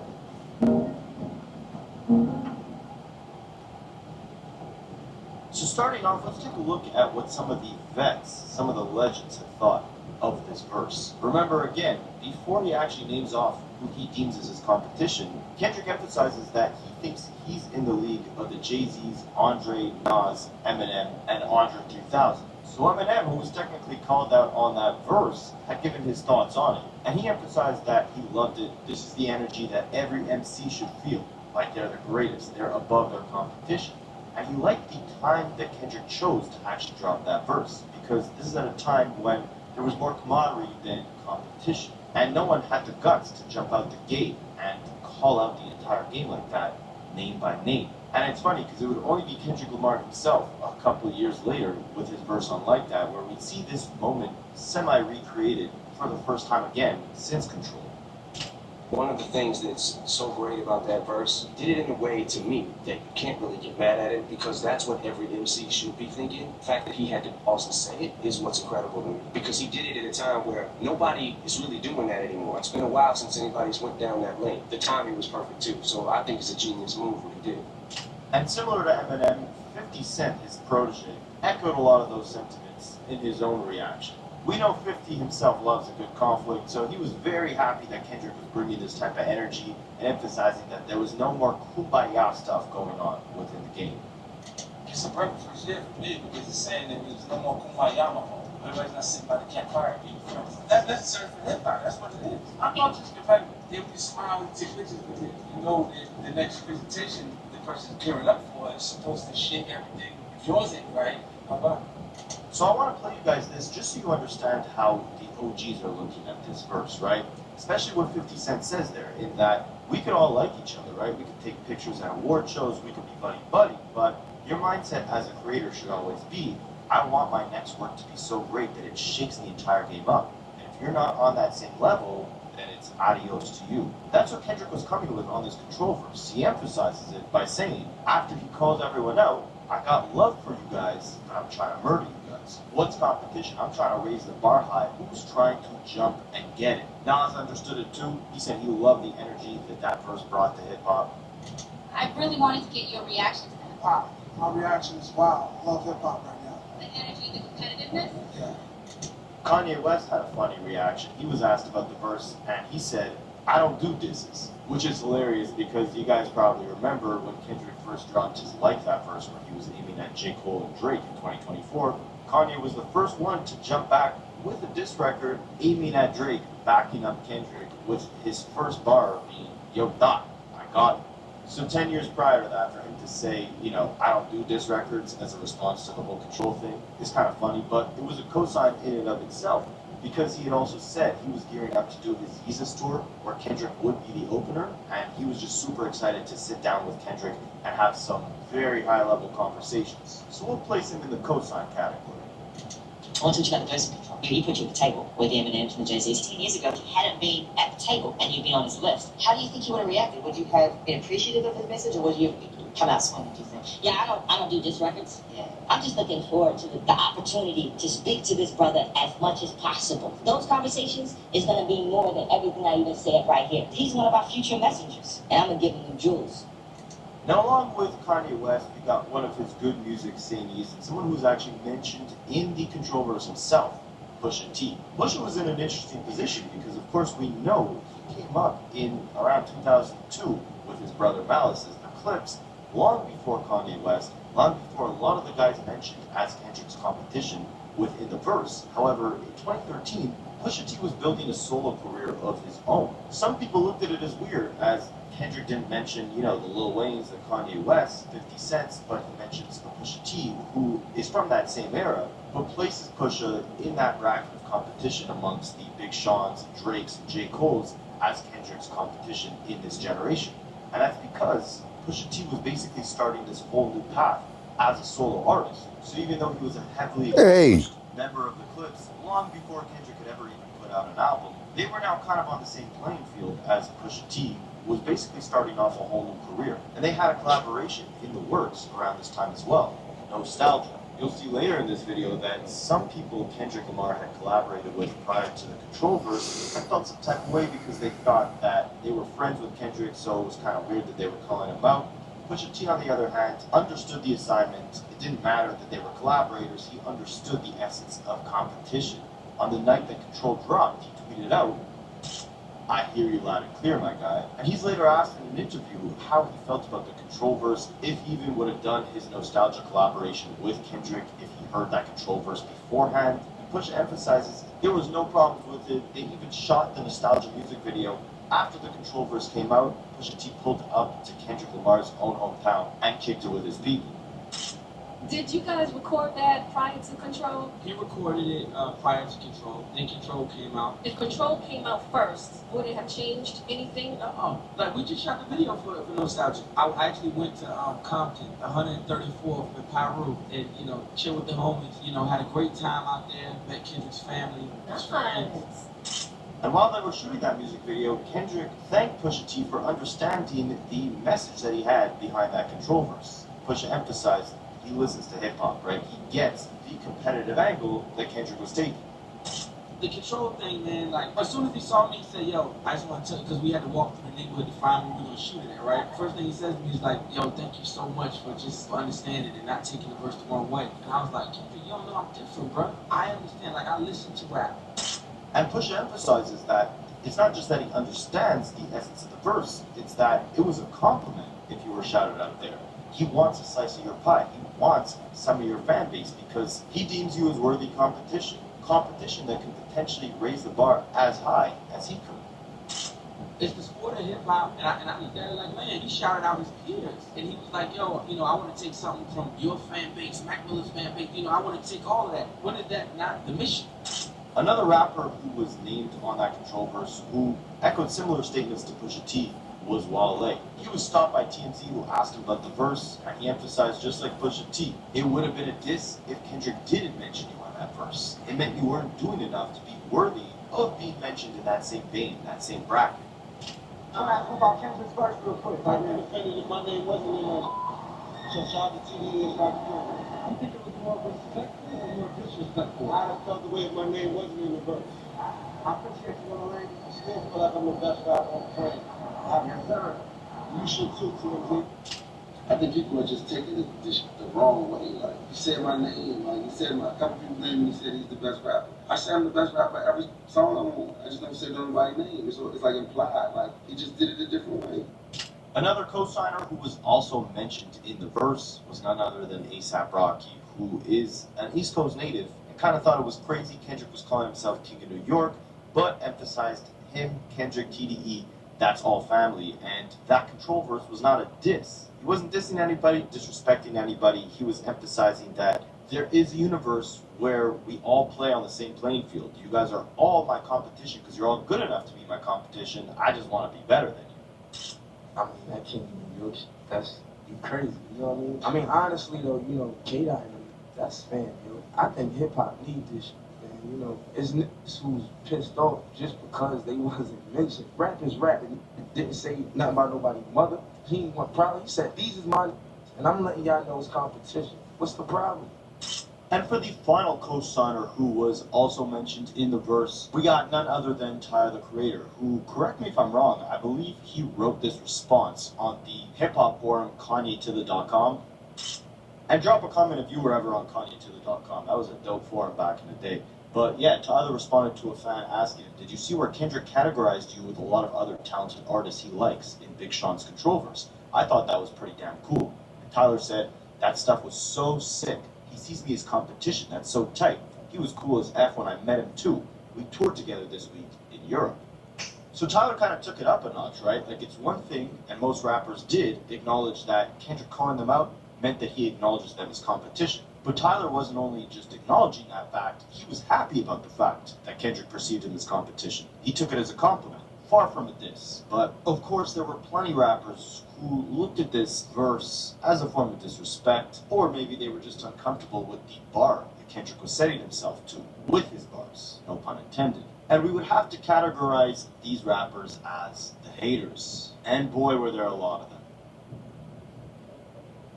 Let's start off with not possibly the biggest hater to react to the Control verse, but someone who was actually directly mentioned not only on Kendrick's verse, but actually had a verse of his own on the record, and that's none other than Jay Electronica. People to this day like to rewrite history and try to paint the narrative that Jay Electronica washed Kendrick Lamar on this song, but at the time, because of the impact of Kendrick Lamar's verse on that record, most people forgot Jay Electronica was on the song to begin with. But it actually started off as a Jay Electronica song. Well, a Big Sean and Jay Elec collab. When Jay Electronica was first asked about the track, he gave a couple contradicting statements. First, he emphasized that it was just him and Sean on the song. Kendrick hopped on late.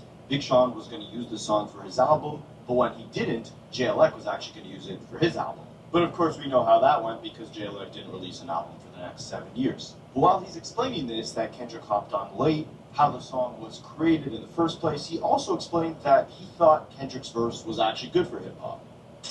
It was me and Big Sean, we had verses on there, and then when he told me it wasn't on his album, I was going to use it for my album. And then he told me the day before it came out that, yo, Kendrick put a verse on it, you're going to put it out. So I was like, go ahead, you know what I'm saying? It's a good thing for hip-hop music because hip-hop has been laying dormant for a long time, you know what I'm saying? Like Kendrick Lamar, TDE, Absol, Schoolboy Q, J-Rock, Joey, Bad, Peace to Young. So these sentiments seem pretty positive. However, they would take a little bit more of a negative turn a year later when he hosted a Twitter Q&A in April of 2014, and a fan asked him to rank all the verses on Controls, his own, Kendrick's, and Big Sean, who he thinks had the best verse. And of course, as any rapper should, he put himself first, but what fans thought was interesting is that not only did he rank Big Sean's verse higher than Kendrick Lamar's, but he also said that Kendrick Lamar didn't really say anything on his verse, and then proceeded to delete this tweet entirely. But the hate didn't stop there. In fact, it continued for the next 2 years. Way later in 2016, Jay Electronica would hop on a live stream on Periscope. And man, on a side note, this video is bringing back pure nostalgia between Kanye to the Periscope, the old Twitter format back when it was actually called Twitter. These were the good old days, man, but it was not such a good day for Jay Electronica when he hopped on Periscope, because one of the fans commented on his live stream saying that Kendrick Lamar would body him. And Jay Electronica said, absolutely not. Are you crazy? Kendrick is my son. Kendrick knows that. We only like the Kendrick song Cartoons and Cereal. We don't like any other Kendrick Lamar music. Ironically, he's also asked about Drake and interrupts his Kendrick rant to say he likes Drake. But yeah, This is extremely hostile. showing that he harbored a lot of animosity for whatever reason and refused to acknowledge that not only was Kendrick Lamar a rapper who was on the same level as him, but that Kendrick has no good music except for that one song, Cartoons and Cereal, which is a very good song. Put some Kendrick on. Nah, that.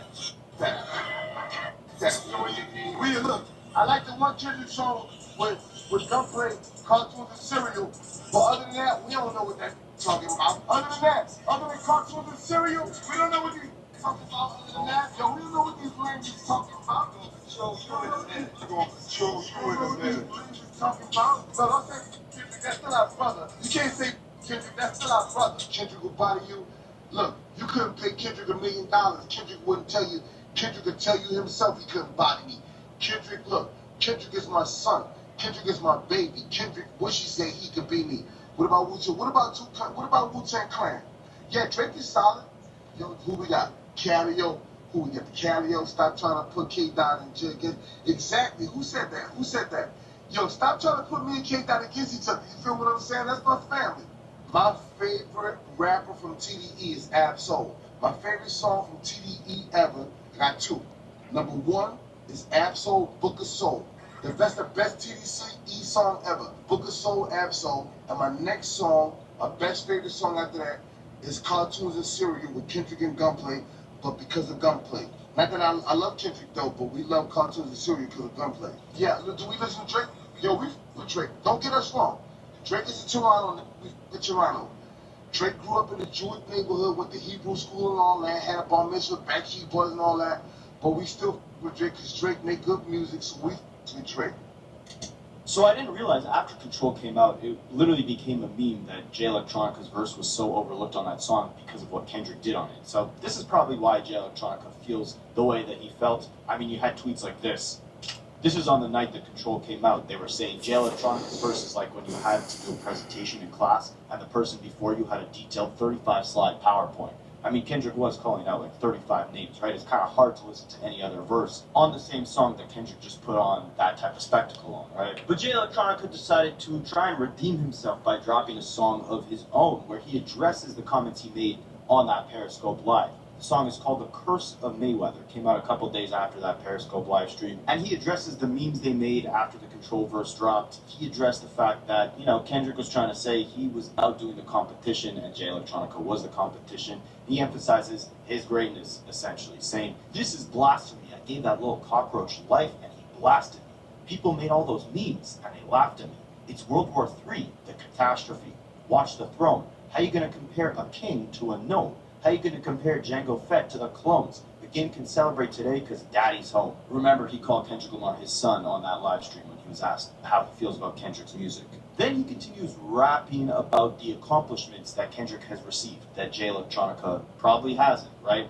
And he's doing this from the perspective of a fan, rapping, "He's got 11 Grammy nominations, y'all not equal." Then he goes back to his own perspective, saying, "Man, F those white people. My grandma died at 82, scrubbing floors, and people still running around begging for awards? Is he the Jedi or is he the Sith? Is he Neo in the Matrix or Mr. Smith? I might be on Periscope getting pissed, talking reckless, contemplating all-out war with Fifth," because he was also going at 50 Cent on Periscope.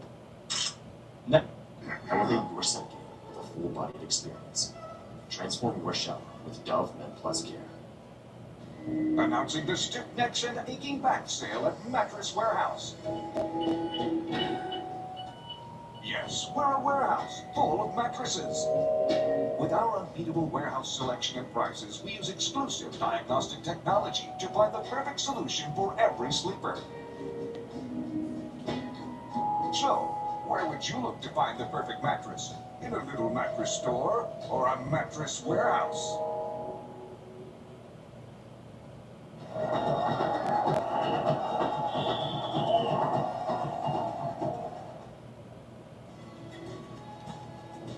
Homes, compare the first two homes for me.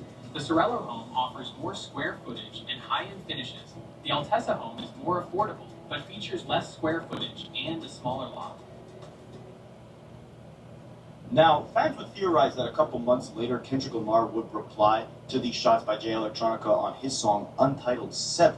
Because he rapped, "You guys fear me like y'all fear God. You sound frantic. I hear panic in your voice. Just know the mechanics of making your choice in writing your bars. Before you poke out your chest, loosen your bra. Before you step out of line and dance with the star, I can never end a career if it never start." Seems like a reference to JLX because, of course, he had huge hype with, Exhibit A, Exhibit C, those tracks that released in around, I believe, 2010. But then he never really followed up on the hype. He never dropped, like, a full-fledged body of work to capitalize off the moment.